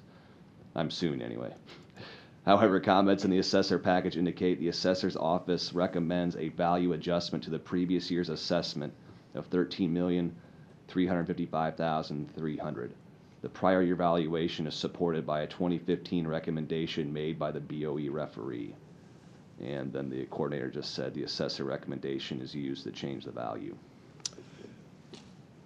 Well, if you look at the what's on the site for this company, it shows that the value of $13,355,300 is almost identical to $100 off for what the value was in 2015, 2016, and 2017. Well, actually, it's identical to 2017. And so, it's kind of interesting because we had that taxpayer recently that had those years, and we said we ought to increase it. So I don't know. I'm kind of puzzled by it. The other thing that I really is really amazing is that the building in 2016 was valued at $12 million plus, and today it's valued at $9.5 million. And the land has gone from $894 to $5.7 million. What that's all about. Well, I'm kind of puzzled by it, and the other, I don't know that we should be doing anything, and I'm not trying to jack up their valuation, just raises questions. And they've got the same thing for Citrus Federal Credit Union, the next one, and Century Omaha Land. They're just, some huge drops. But anyway, let me give you another one. I'm sorry to do this to you. That's okay. Another one that I'm questioning, and I don't know who can answer. Maybe there's referees' comments. This is on the same page. It's Century Omaha Land, LLC. And the parcel is 161-601-0700, and it's on South 72nd Street. The amount that was originally assigned to it was $23,980,000, and it's been dropped to $18,700,000. Can you tell us what they're thinking, what happened?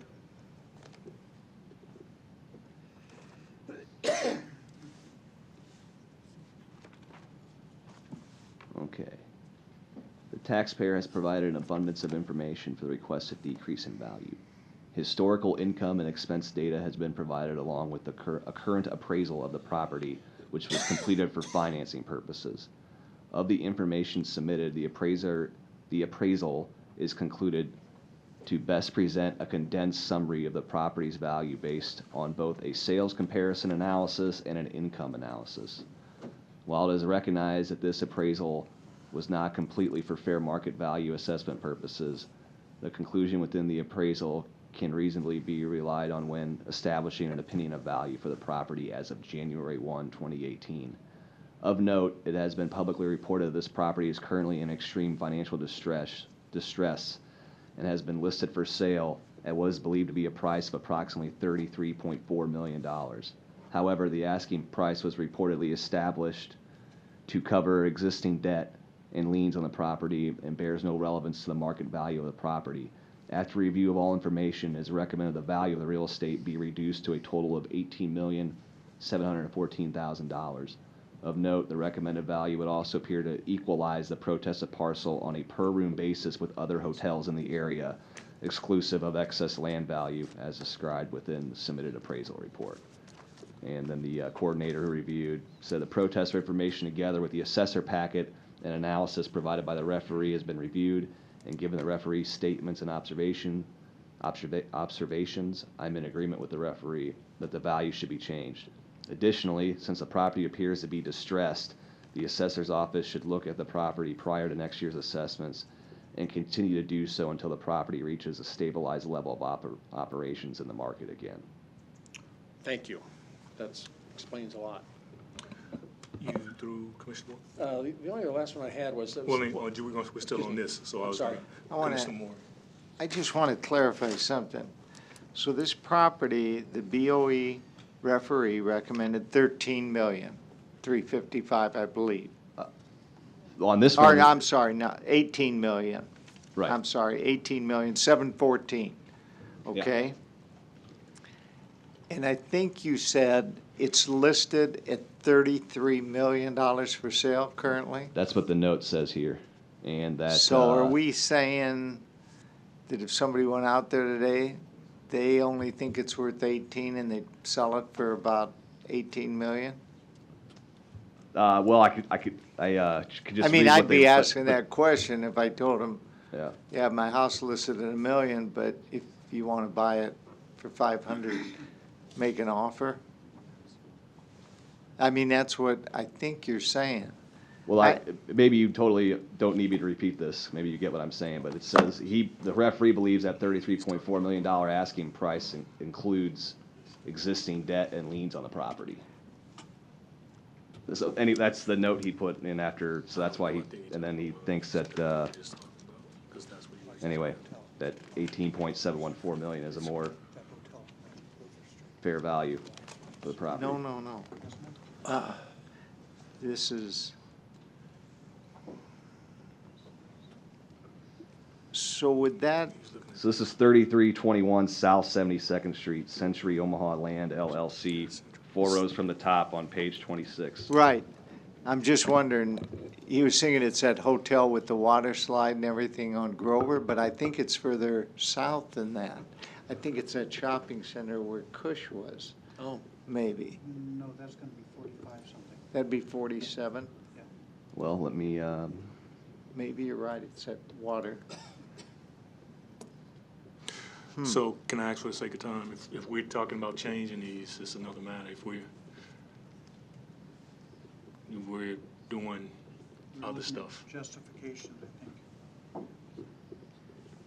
Well, unless you all are talking about changing them, I'd ask that the comment, so this that we is, move on. If we're just commenting to express dismay, I'd ask that we move. Because we're not gonna change the Yeah, value. I We're not think gonna we go. leave You're it, right. take the assessor's recommendation. Commissioner Or Boyle, the you had something else? Referees. I have a question, maybe it's going to be obvious here, but there's some charges, there's for Mercy High School is taxed, maybe it's private residences, I don't know what's going on here. Let's see. Yeah, it says residential, I don't know who's living there, maybe they're renting them out, so, I'll let that go. I doubt nuns or anything living there, so I'll let that go. But there's 2 properties from Mercy I was curious about. Okay, Thank you, I appreciate, thank you for your patience, everyone. no problem. So with that, there's nothing else pending. Mr. Clerk, whenever you're ready, all right. we should have the motion ready to vote on, I do have one question. please. In the book, there's a lot of ConAgras in there, and it has quite a, I know there's something going on with them, and I don't know whether anybody wants to speak about ConAgra today or not, but several properties that are valued, I think there's a dispute. I don't know if anybody wants to talk, or if it's just going to go directly to Turk. Nobody's here. Okay. With that, we do have a motion with amendments approval to approve item F on the Board of Equalization agenda. Please vote. I vote yes.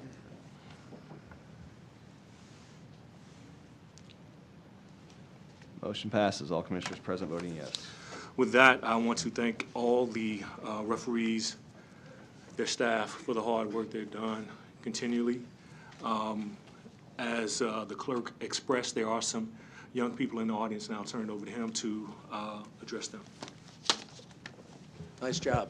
Yeah, that's it. Just give them a round of applause. Why don't they stand up to be recognized? There we go.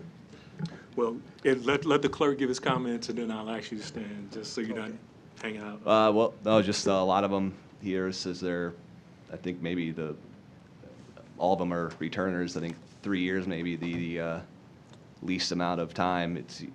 So they like coming back. They do good work, and we appreciate everything they do for us. So, and not all of them are here today, but so there's others that aren't here, but just appreciate them taking their time this summer to help us out with this. Please stand, be recognized. Thank you. Thanks.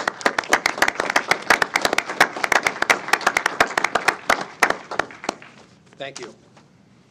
With that, is there a motion to adjourn the Board of Equalization? So moved. Second. Motion by Commissioner Boyle, second by Commissioner Morgan. Please vote. Vote yes.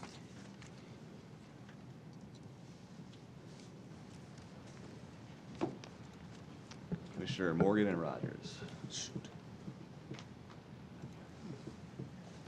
Motion passes, all present voting yes. We'll now call to order the Board of Commissioners meeting. Roll call, please. Commissioner Borgeson is absent. Commissioner Boyle? Here. Commissioner Kavanaugh? Commissioner Duda? Here. Commissioner Kraft? Here. Commissioner Morgan? Here. Mr. Chair. Here. Item 1 is minutes and claims. Letter A, approval of the minutes of the Board of Commissioners meeting held Tuesday, July 31st, 2018. Item B, approval of claims submitted for payment and processed through Tuesday, August 7th, 2018. What's the will of the board? So moved. Motion by Commissioner Morgan, seconded by Commissioner Boyle. Please vote. I vote yes.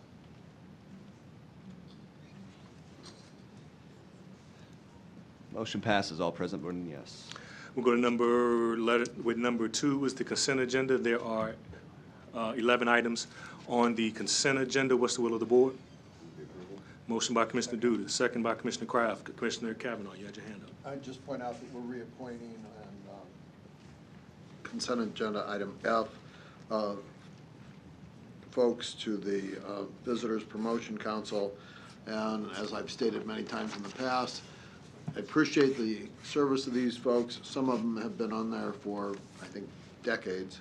And it would behoove us to institute a policy of term limits for our board members, like virtually every other not-for-profit board that I'm aware of, as best practices. I just make that note like I usually do, and I appreciate the consideration in the future to institute that in our rules. Commissioner Moore. I would like to support Commissioner Kavanaugh as long as he'd include the county board, that we can only serve 12 years and we would be grandfathered in to serve an additional 12 years, which would give some people more than decades. May you live so long. May we all. But when you're ready to do that, let me know so I can second it. Okay. Commissioner Boyle. Yes, I have comments and questions too about A, B, and C. These are actions to provide school resource officers at various schools. And one of the things I'm concerned about is that when these officers, I really wonder whether, oh good, I'm glad you're here. This is Captain Hudson, and you can answer this for me. I'm concerned, you're looking awfully sharp. I like Thank that you. bow tie. Thank you. Anyhow, so what I'm curious about and what I'm concerned about is that with these resource officers, that they don't get involved in discipline of the students. You know, that if there's a fight, I'm really concerned that some kids who get in a fight or something will be charged, you know, will be referred to the county attorney for some kind of action. I really would like to see the resource officer. I know because he's there, he or she is there, that I'm sure the principal or somebody says, you know, we need help here, we got a fight going. And I'm concerned about it because I think what they ought to be doing is focusing on the security of the building and the students, and the rest of it should be handled by people in the school. I'm concerned, is it possible that charges could be filed against a student who's doing something? I mean, let's say somebody had, well, I don't know. I mean, I don't want to go beyond the normal discipline that used to happen in schools. When I got in trouble, I don't want to get arrested back when I was 14 doing something stupid, you know, as opposed to being 74 and doing something stupid. You know? Anyway, what can you tell me? Good morning. Yesterday, we had a meeting with all of our school resource officers. Okay. And part of that meeting was I gave my expectations. Okay. And my expectations was we let the school handle disciplinary actions. Good. We are not there to respond because someone won't leave a class or someone's acting out, things of that nature. We respond, we take care of matters where it may be a criminal matter. What I told my school resource officers is that they are to defer all type of disciplinary actions to the school. Good. We're going to try to do as least possible when it comes to criminal enforcement. We are there if there's an active threat that threatens the school. We're there to neutralize the threat. But disciplinary action, things of that nature, that is going to be left up to the schools. Good. Thank you very much. I appreciate that very much. Thank you. Chris, same subject. Commissioner Duke. If I may, Captain Hudson, thank you for coming down. Captain Hudson, by the way, enjoys rock god status out in Ponca Hills. He stopped a party house just like that. Boy, people in the hills love him. Thank you. This does point out, I mean, this is another trend of the times. Just as criminal justice eats up more and more of our budget every year, Security is becoming a bigger and bigger expense, and this is the right thing to do. The schools split the cost 50-50 with us, right? Correct. On the salaries of these 3 positions. We've already had a request for another one for next year from Concordia.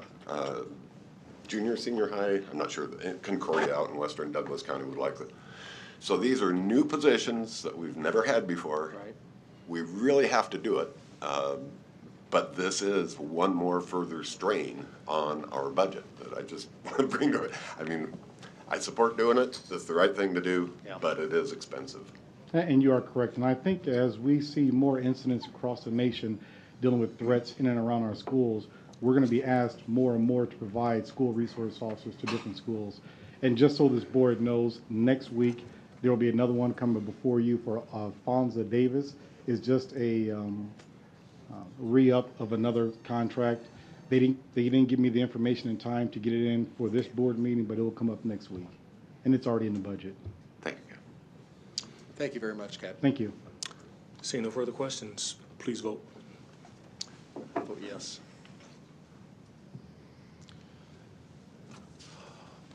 Motion passes, all present voting yes.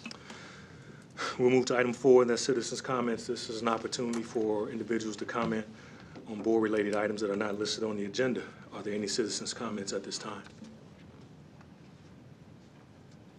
Captain Wayne Hudson, your Uniformed Services Bureau Captain. Today is National Night Out. The Douglas County Sheriff's Office will be participating in different events. I can send the board a list of neighborhoods that are outside the city limits that are having the different events. If you would like to attend, we would like to see you out there.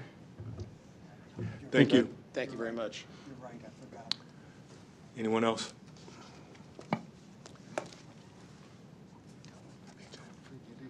Hi, my name's Terrell McKinney. I reside at 4948 Spartan Street. The 13th Amendment declared that neither slavery nor involuntary servitude, except as punishment for a crime whereof the party shall have been duly convicted, shall exist within the United States, or any place subject to their jurisdiction. With that being said, the city of Omaha is acting as a plantation owner that wants to build a new plantation. This commission is acting as the overseers. Building a new youth center to enslave more black youth is a problem. It doesn't solve anything. It will only create more issues in our communities. I live in District 3. I'm disappointed in a moral compass and leadership from my commissioner, especially it must be comfortable in the house. But you didn't grow up here, so you don't understand. You don't care, I guess. We're not your constituents, and you won't speak for us. If you run again in 2020, there's a whole community that you will have to answer to. $120 million can fix a lot of issues if utilized properly, like poverty, mental health, education, economic development, and community-based alternatives available to all youth, focused on building them and their families up. Building more youth plantations is the city's answer to an issue it refuses to properly address. Instead of continuing to be oppressive, face reality. My community is fed up with the lies and betrayal. We've been oppressed long enough. Change is coming. As of now, you're on the wrong side of that change. All power to the people. Anyone else? Anyone else?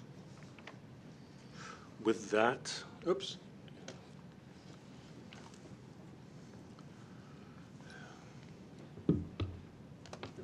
Morning. Morning. I apologize. I'm going to sound like a broken record. I've been doing this for 5 weeks now, every Tuesday morning. So let me just note, I'm assuming there may be more comments, so I'm going to ask you to adhere to the system. Mm-hmm. Okay. My name's Tyler Wilson. I'm a resident of Omaha in District 1. First and foremost, I'd like to thank Commissioner Boyle. I believe it was maybe the last meeting or maybe the meeting before that. You had proposed the idea of spending a sizable amount, I mean 20 to 30,000, to research alternatives to the Juvenile Justice Center. So I wanted to thank you for that publicly. The other thing, the power of social media is a great thing. And there's a Facebook group called Forgotten Omaha. I'm sure all of you are familiar with it. And I put up a poll because the last time I brought up putting this to public vote, it didn't seem. Are you sure this started at 5 minutes? Because it's now. It's good. It'll stay there till 3, Okay. then it'll go to 4 on yellow and 5. Okay. Sorry. So when I brought it up, putting it to a vote, it seemed like no one was really in favor of that other than maybe 1 or 2. So I, in a sense, did it myself. I did a poll, and I proposed the question, should the new juvenile justice center be built downtown for $120 million? People that voted yes or in favor was 33 people. People that voted against building it downtown, 682. I mean, I'm no mathematician, but that's a pretty sizable difference. I'm asking you again, put this off until fall and put it on the ballot and let the public vote. The other issue here is if your constituents are asking you to vote or put this up to public vote, I'd put it up to public vote. The government governs at the consent of the governed. We voted you into office, and we can just as easily vote you out of office. And those of you that are running unopposed, you can be recalled with signatures from 35% of voters. So I just would like you to keep that in mind. I'd like to quote former President Abraham Lincoln, "The government of the people, by the people, for the people." This matter is not for the people, and it's not by the people.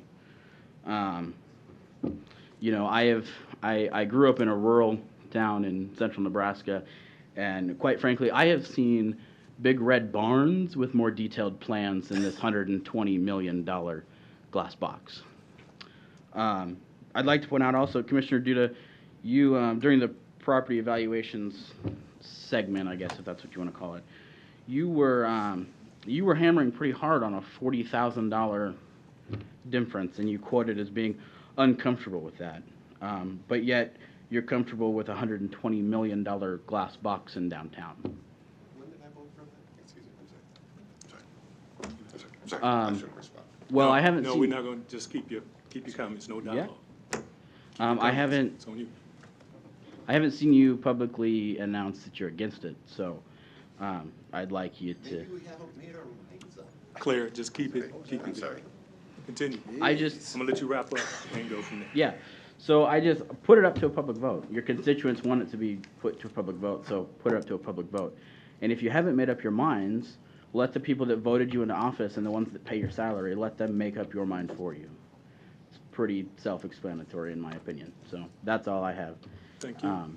Again, just put it up to a vote. It's pretty simple answer. Thank you. Yep. Have a good one. Thank you very much. Yeah. Any more comment?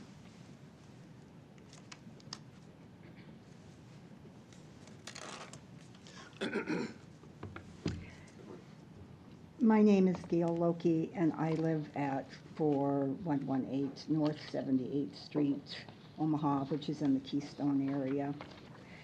And the reason I am here is because I am requesting that the Douglas County Commissioners withdraw support for the proposed Juvenile Justice Center.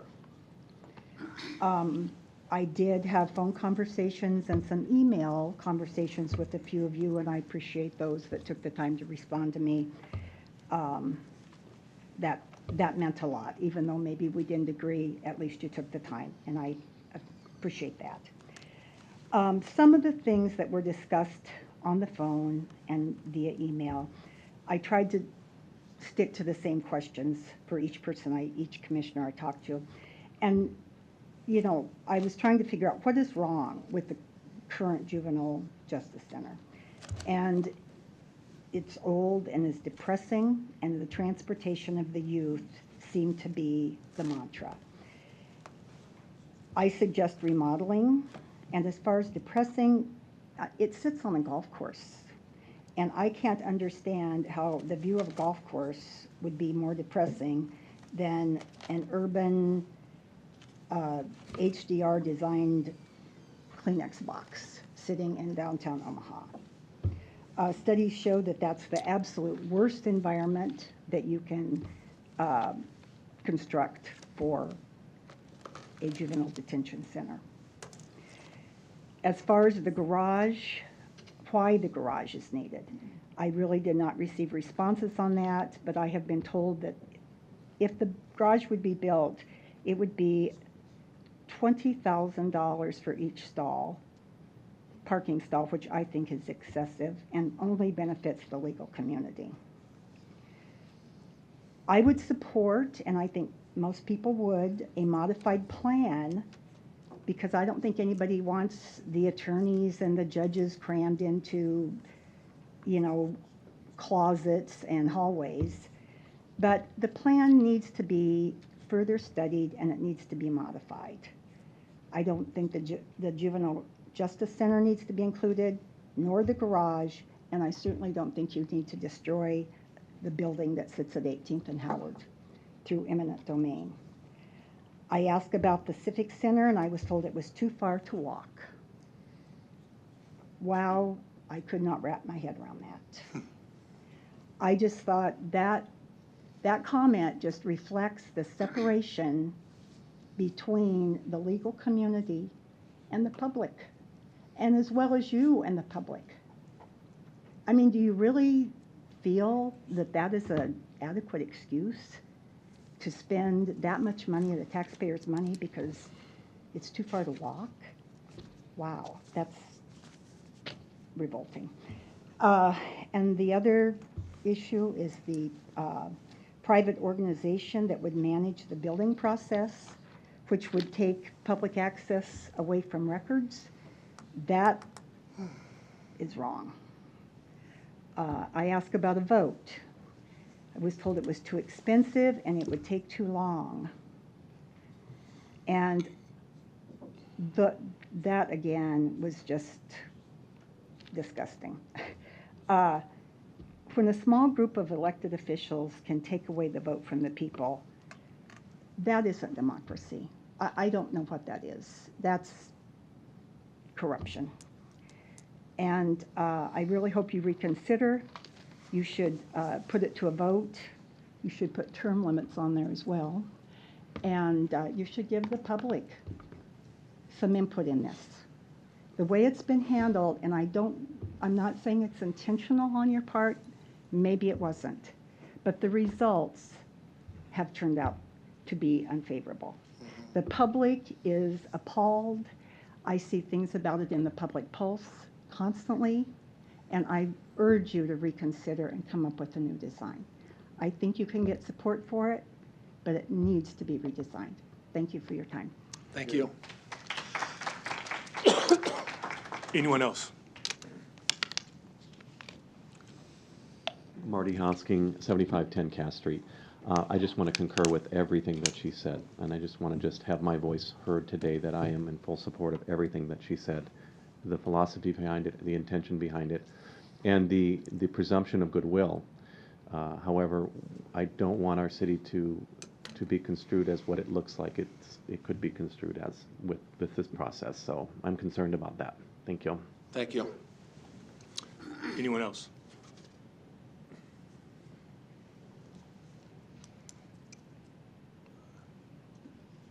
Hi, I'm Maren Hogan. I have a condo in Midtown, a condo downtown here, and I live right next to Holy Name Catholic Church.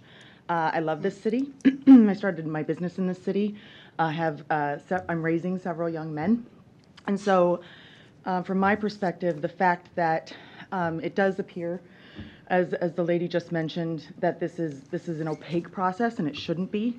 I think as a citizen and a business owner in the community, we have the right to demand transparency and to understand what's going to happen with our taxes, with our property values, and to our children and the future of our children.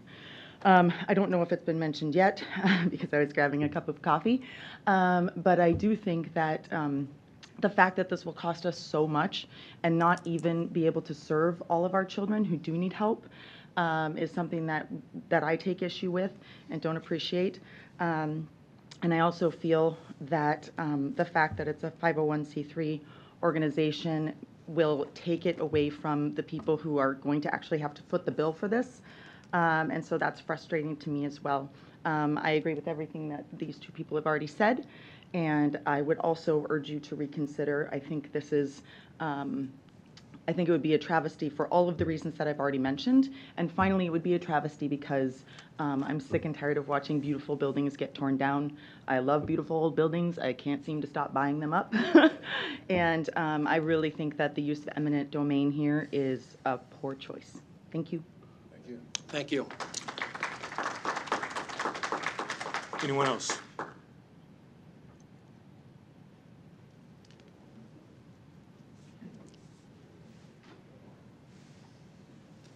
Good morning. Good morning. Kathleen Jamrosi. I have a business at 1722 St. Mary's, the Flatiron Cafe, and I concur with all of the speakers so far.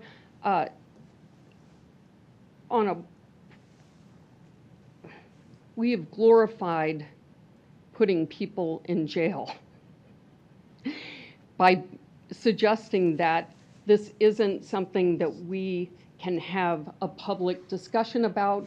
Everyone that I have spoken to about the new plans believe that it's already been decided.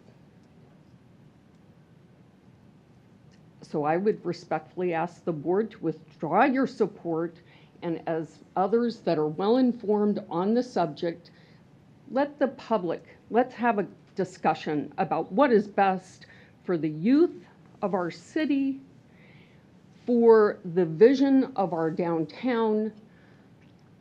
Obviously, I have a financial stake in that I already have barbed wire within view of my restaurant. Do we really need to incarcerate our young people in downtown to the tune of $120 million? I say no. And I would appreciate everyone's consideration on that. So, thank you. Thank you. Anyone else?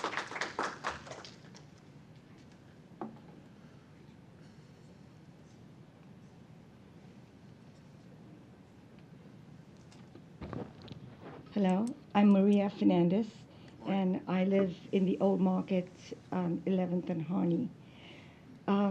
For all of my 42 years in the U.S., I've lived in a 10-mile stretch of this country, and yet have managed to travel most of the world. Between 49th and Chicago, going east into Council Bluffs and back again now. I used to own a business for 30 years in the Old Market, and now I'm a resident exactly a block away from there. I echo everything that the people said before me. And as Kathleen Jamrosi just mentioned, who are we? What do we have to show for the city of Omaha? I've noticed what we love to do is build, destroy, and rebuild because we change our minds or because we aren't quite sure what we're doing. As our elected officials, we expect that you will study the problem in depth and come up with the best solutions. The best solutions for whom? For the people meting out justice or for the people at the receiving end of it? I find in this particular project, the people most at stake, the juveniles, are only considered marginally. The ones given the greatest consideration are the judges and the lawyers. I have been part of a household that had a psychiatrist in it who dealt with youth. And I've been involved as a volunteer with Children's Square USA for at least 35 years. All research points to the fact that an urban setting for children that are over there not for the point of being incarcerated, but being rehabilitated. If we throw our children into prison and throw away the key, we've already destroyed our future and our society. It says not only a lot about us, but it says we really don't care about the future. So give it some deep thought. I'm not, in the end, we may come up with whatever you've decided. We will have to deal with what you've decided, but give it your utmost thought and consideration and put the right people at the center of this project. Thank you. Thank you. Anyone else?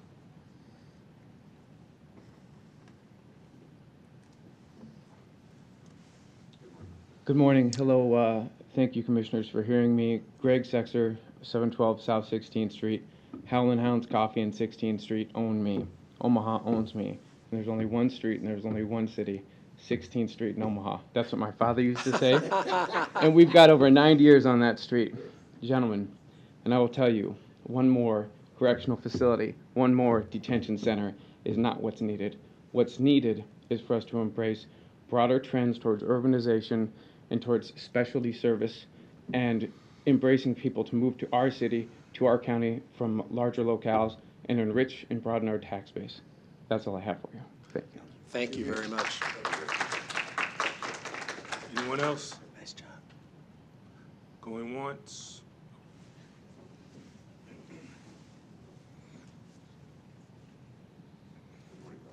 There. Brian Smith, 6516 Emmett Street. The pain is real, the solution is faulty. County attorneys and the courts have expressed their need for more space, and then you commissioned the DLR group and Chin Planning to take a look at our space and our orientation. Of course, during that process, they added in the detention center. It was not a part of the original intent of that study. But you had meetings, you studied the options, and you made some decisions without engaging the public.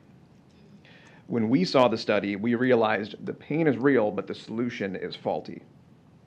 Notice what our residents have been protesting over the last 5 weeks where we've been here making public comment. The proposal does not meet the space requirements of the DCYC. The proposal does not address service needs of juveniles. Instead, we're looking at a building. The proposal does not provide a cost justification. The proposal destroys historic buildings and the development potential of our surrounding district. This proposal and the way that you've been managing it is destroying the public trust due to a lack of transparency. That lack of transparency, as you know, has been noted in the Omaha World Herald. It's been noted in our television program, or television news coverage. We're asking for more. Over the last 5 weeks, we have been telling you the pain is real and the solution is faulty. The Douglas County Commissioners right now have an opportunity to respond to public upset because you did not solicit public input. You must justify this to us. The survey did not include anyone who has been in the system. Not one young person who has served time in that detention center or been held in that detention center was included in that assessment and report. What do they think? What are their feelings? We haven't even looked at that yet. We all want what is best for our children, but a building does not alone accomplish that. In 2017, our community spent $14 million on juvenile detention and juvenile courts. In 2017, our county spent $406,400 on youth violence prevention programs, which we dispersed to private nonprofit organizations to run for us. We spent 28 times the amount of money on courts and on detention than we did on the people themselves. And now we are looking at a $120 million complex with $37 million earmarked towards a jail.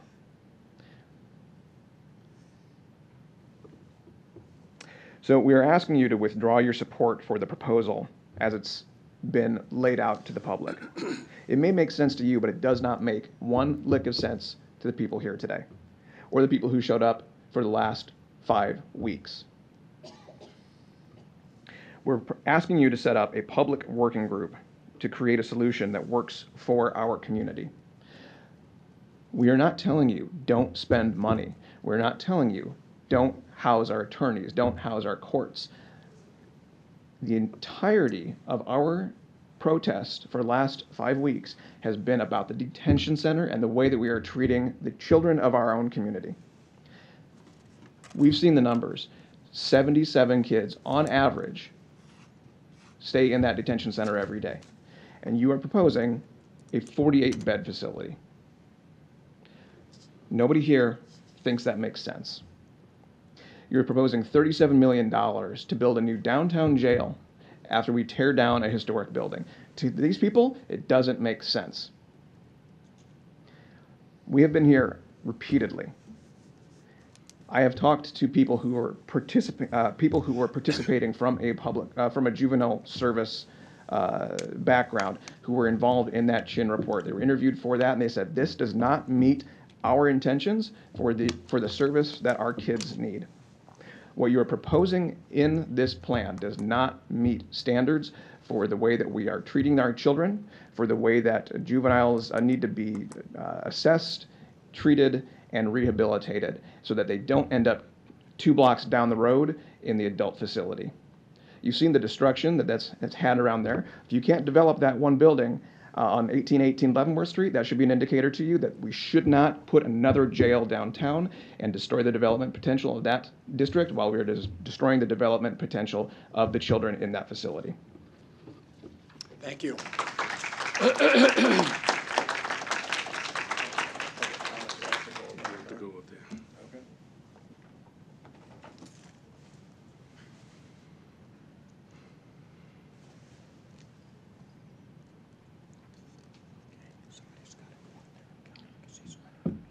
My name is Jim Kavanaugh, and I just wanted to comment on the outpouring of public comment relative to this process. I want to commend all the people who've taken time out of their day to come down here and share their views with us, and to remind them that there are ongoing public hearings. We'll hold the 4th in a series on Wednesday, August 15th, next week, at 2 p.m. in our hearing room on 903.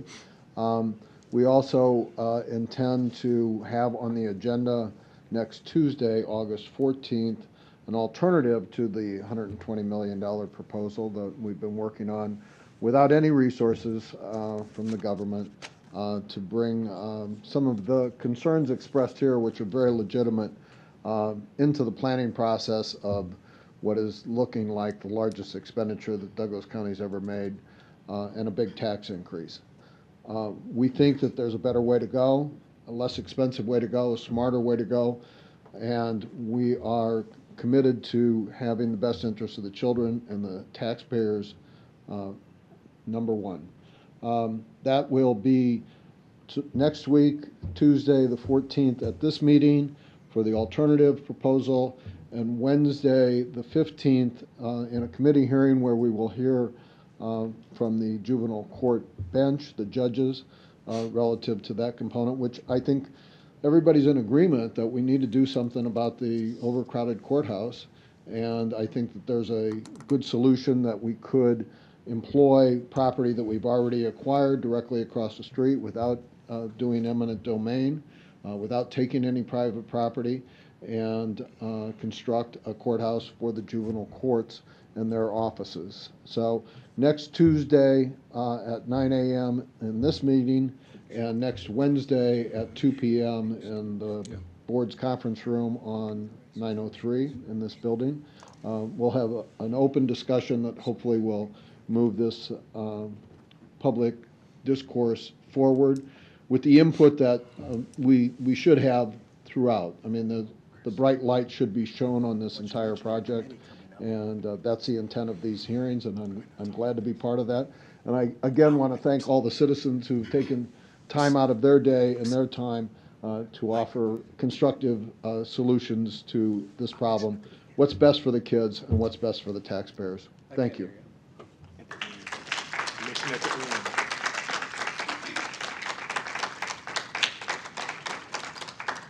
With that, any more comment?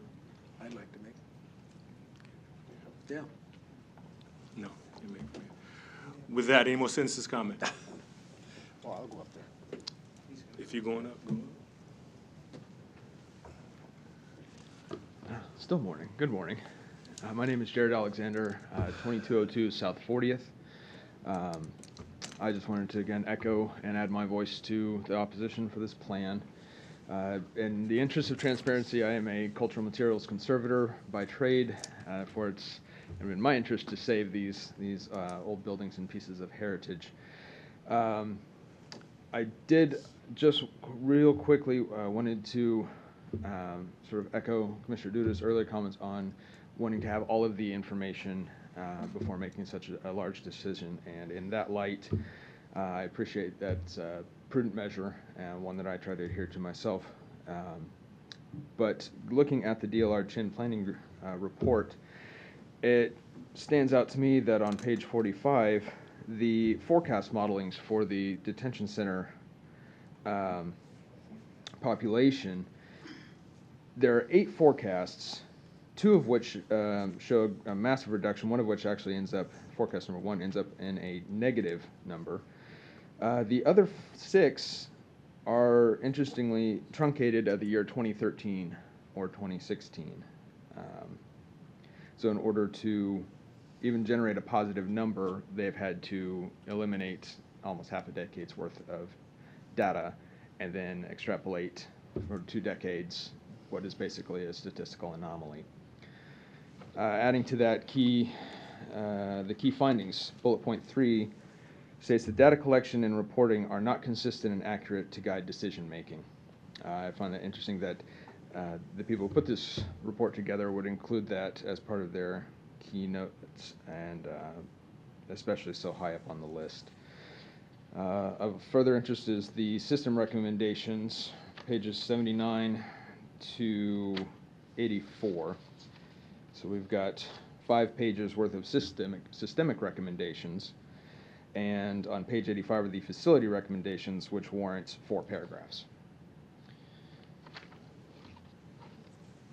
Adding to that is a little additional research. There's a Platt Institute research study for the entire state of Nebraska dating in 2012 that shows that the overall Nebraska juvenile system has shown a reduction in cases. For the last 10 years, we've seen a significant reduction in cases, according to this report.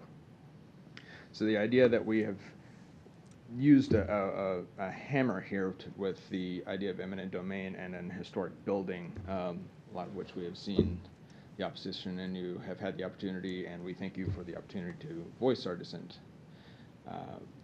I think what everybody here is saying is we're not the only ones, and we would appreciate the City of Omaha and of Douglas County to have their full vote on it. Thank you.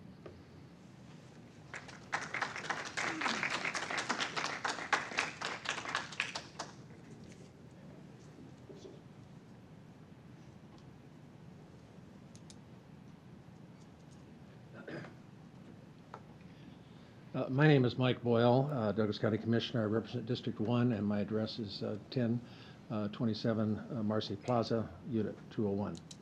We're back in the old market after leaving the one that destroyed the condo we lived in. I just want to first of all say that I truly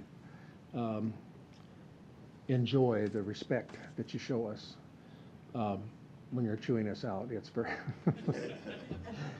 it is, it's Nebraska nice.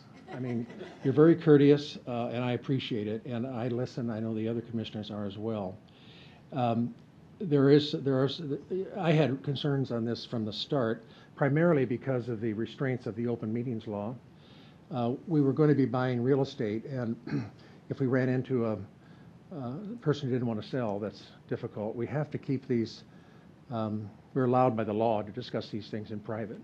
The law requires that commissioners, there can't be 4 commissioners talking about business at one time. So there were 3 of us. And I'm also on the building commission. I tried to get on for years because I wanted Douglas County to purchase buildings that were adjacent or to do something to expand the courthouse, which has been remodeled, I don't know how many times, 6, 7, 8 times at huge costs. So in any event, I finally got on and started pushing this, and Mary Ann Borgeson helped, and we got some things moving. And I guess what I really want to say, in addition to telling you how much I appreciate your civility, your contacts. You're really terrific. I'm not being patronizing. I appreciate it. And the information you put forth. Some is not quite on point, but we're not going to get into that necessarily today.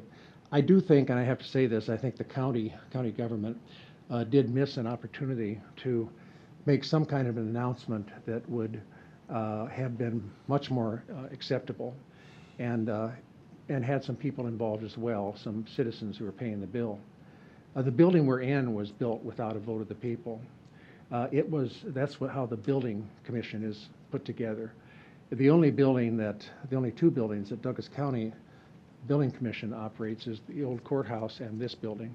In Lancaster County, they've built 40 buildings using the no vote of the people, and they've turned in some pretty good things.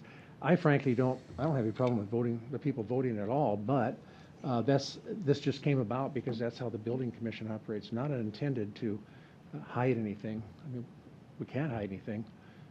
We don't want to. But in any event, it has really started us off on the wrong foot. We need to figure out some way to gain your confidence, because we owe it to you, frankly. I do want to say that Mr. Rogers is the chair of the Youth Committee, and it's coming up at 1 o'clock this afternoon. And it's the items on the agenda include the Douglas County Youth Center, which will be all these will be discussed. The Juvenile Assessment Center as well. The Douglas County Health Center will be on there as well. That's where we operate the housing for the elderly and so forth, and also the psychiatric unit is there. And then the Juvenile Detention Alternative Initiative, which is pretty important to talk about how we try to get children out of this, break them out of that path they're on. We don't want them to go down the street either.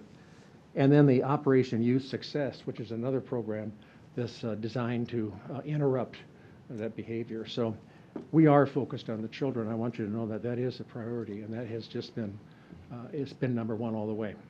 So I want to thank you for your courtesy, and hope that you'll stay involved.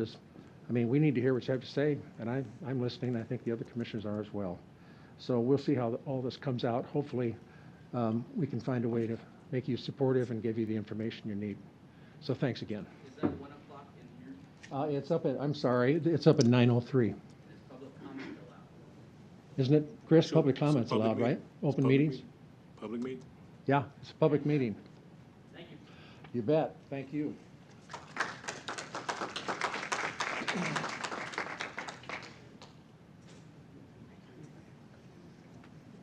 Thank you, Commissioner Boyle. One of the things the county board is doing, we're losing the PR battle. Yeah. We're not trying to frame things in a specific way. It's easy to frame things, especially when you use some of the processes that have been used to educate the public, so to speak, educate the public. One person is pushing for us to buy, and he started this from the very first meeting, a specific building, and I don't know why. Why does he want that specific building? When we're looking for answers, that's one I'd like to have. We are all about the children. Every one of us has discussed the importance of making the children not get into the system through the JDI, Juvenile Detention Alternative Initiative, through other programs we have, reducing the population. Now, the things people are referring to in that report is not a Bible. It is not set in stone. That report was a guidance. And I'm going to use the Omaha Convention Center. Was the Quest, now it's the CHI Health Center. It's going to be the CHI, yes. That doesn't look anything like what the initial drafts were. What was presented to the public. It doesn't look anything like it. So what we're looking at as far as a glass building doesn't mean it's going to be a glass building.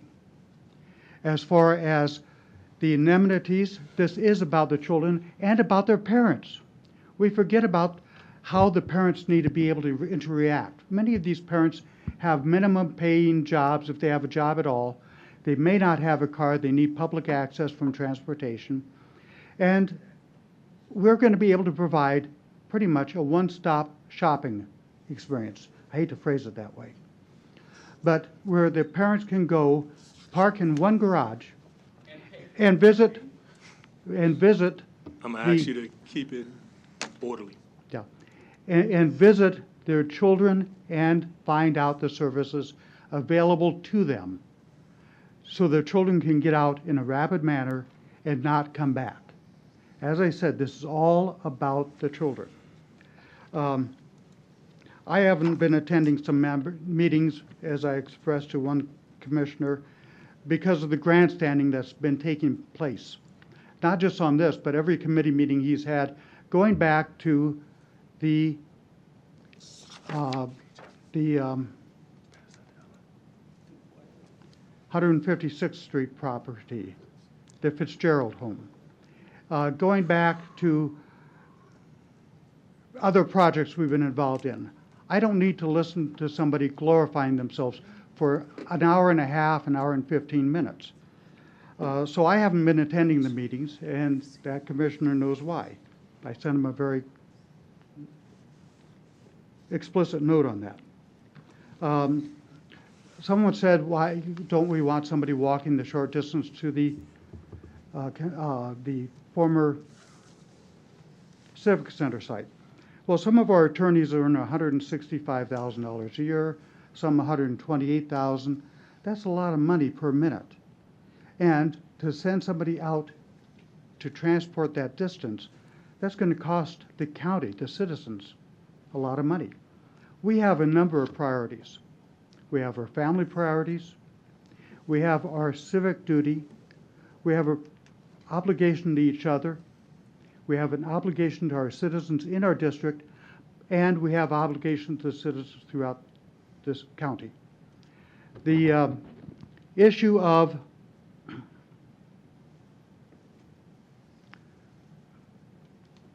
polling. When you poll a group that is specific, you find it one way. It's a weighted poll. So, you got to do the entire population.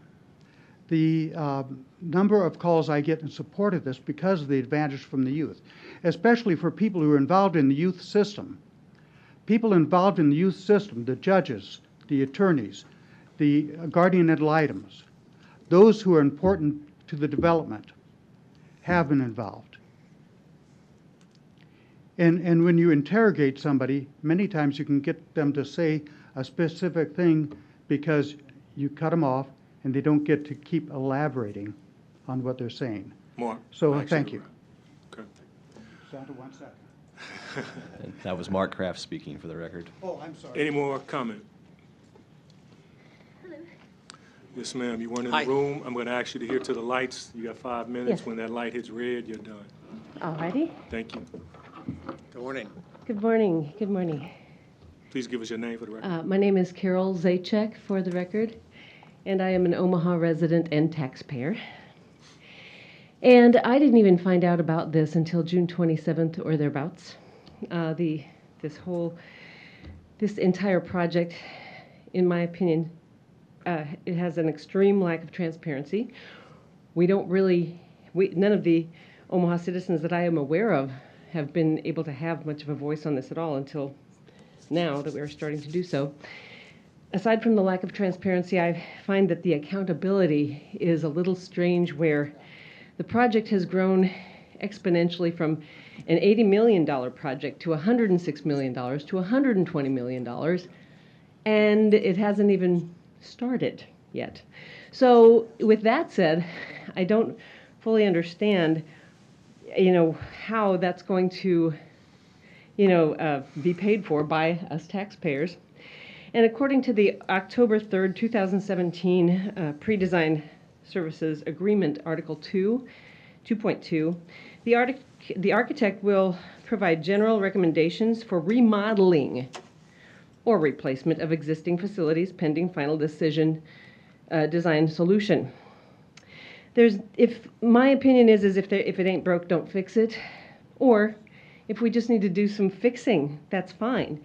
There's nothing wrong with the current juvenile detention center.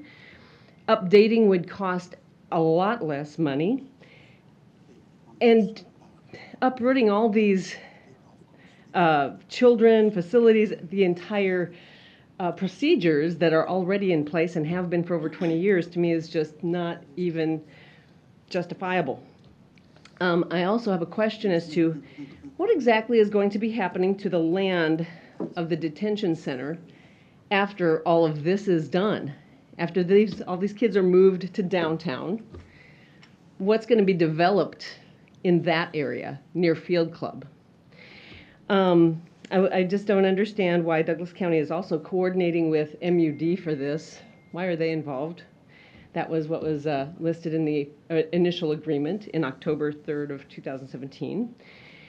And, Commissioner Duda, earlier when you were talking about the swimming pool, you said, why are we rushing to judgment about the swimming pool and the property values? Why are we rushing to do this project that has no transparency? It just makes no sense to me at all.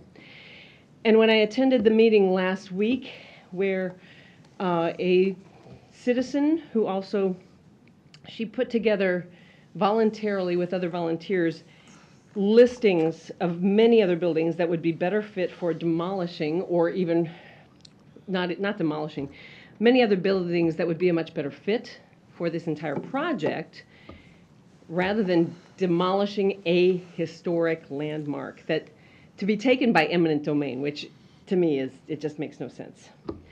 So I've got 1 minute and 42 seconds left. I'm almost done. I want to see this issue on the ballot in November so that Omaha citizens, who are the taxpayers, can weigh in on this, and so that we have a voice and that we can find out more about this whole thing. And I do not think that it should be rushed into. We shouldn't rush to judgment on this. And as well, I will be happy to volunteer my own time as a citizen and a taxpayer to coming up with a much better solution than what is currently being considered. Thank you. Thank you very much. Any more comment? Seeing none, we'll move on to public hearings, which is item 6. Item A is a special use permit application submitted by D&K Leasing and American Tower.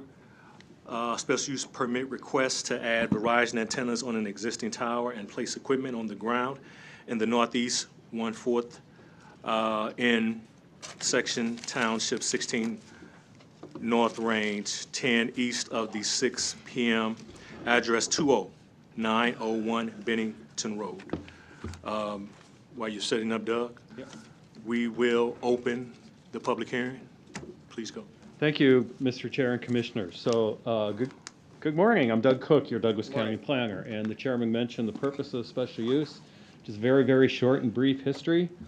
A conditional use permit for the existing tower was approved in 2006, and then in 2007, the county entered into an agreement with a firm called the Center for Municipal Solutions, or CMS, and their purpose is to provide the county with a review and analysis of cell tower applications. This is the first tower permit under those 2007 regulations. So that brings us to today. As the chair mentioned, or implied, there is no increase in the tower height. This is to add antennas. They are about 15 feet below the existing tower antennas. So this request is not to add on to the height of the tower. This application was heard by the Planning Commission in January. They recommended approval provided that issues that CMS had identified and an erosion matter that staff had identified be resolved, and they have. I do apologize. I don't have any current pictures. The camera is having a bad hair day. Planning Commission and staff recommendation is to approve the special use, and I ask you concur with that. I do have pictures. I'll show them if you want. I'm not offended if you don't want to see them. Bad. This is public hearing. Does anyone want to comment in regards to the public hearing? Commissioner Boyle? I have a question. I assume Verizon is paying someone who owns this tower. Who owns the tower? Us or somebody else? No, it is on private property. Okay. Owned by Dennis Dimitrov. Okay, so they're paying for the use of it? Sam Mandolfo, representing Verizon Wireless. Yes. Verizon Wireless is leasing tower space. Okay. AT&T originally bought the tower. I think they sold it to American Tower, who is the current owner of the tower itself. Okay. It is on a privately owned parcel of ground. Okay, and so they're paying, that's all I was curious about. Yeah, Thank you they're very- paying American Tower. And that's the owner of the tower is agreeable to what they're getting paid and all that sort of thing? Must They have be. national contracts. Must be. Yeah. Thank you. Again, we're still in public comment. Anyone wants to make a comment? Seeing none, we'll close the public hearing. What's the will of the board? Motion to approve. Second. Motion approved by Commissioner Kraft, seconded by Commissioner Boyle. Please vote. Sorry about the cheap shot. Ha ha. I vote yes. That's my life. It's almost more. He'll give Motion you- passes, all present voting yes. He'll give you a free goat. Commissioners, Thank we'll you. go to the Thank you. committee Nice job. and discussion and action. Item A is finance. Item 1 is the budget report. That's as presented. Item 2 is the administrative services report. Please note the minutes under there from the July 2014 meeting. Commissioner Kavanaugh. Hearing on Wednesday, next week on the Juvenile Justice Center, where we'll hear from the juvenile court judges at 2 p.m. in room 903. With that, we'll go to human resources. Item 1 is the weekly personnel report, which is submitted to the board. Item 2 is legislative issues, which there are none that I know of. I do know we have need for one item litigation in executive session. Okay. So we do have a need for executive session for litigation. What's the will of the board? Mr. Chairman, may I ask a question about the visit coming up in September? Please do. I wanted to know if there's going to be any time to socialize. I could work on trying to get something at the zoo, maybe dinner, and also, you know, whatever. I'm just trying to look to maybe make it more pleasant than just touring things. But let me know. Well, we will soon have a meeting and kind of go through the agenda exactly. Okay, good deal. What that is. All right, thank you. I'll make a motion. The date of that is September 27th. Okay. Motion to go into executive session. And we're going into executive session for the purpose of litigation. Okay. We got a motion by Commissioner Boyle, second by Kraft. Please vote. Yes.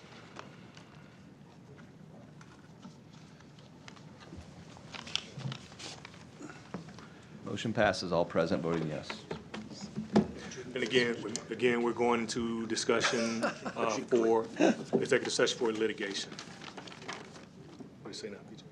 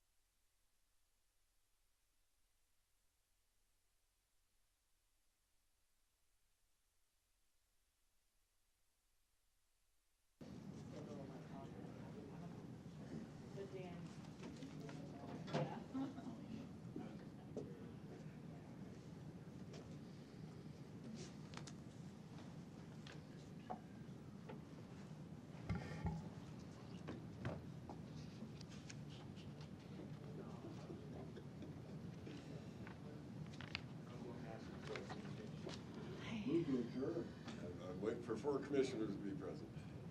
Motion to reconvene and adjourn. So you don't mind if I miss this? Second by Crab, no. How's it going? All in, please vote.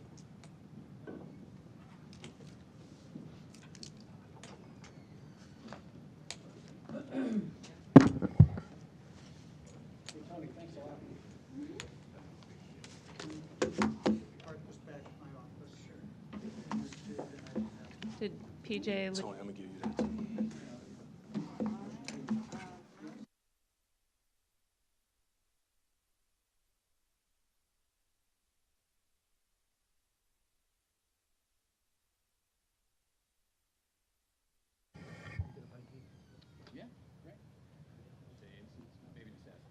Hi, thanks. Thank you. You got it.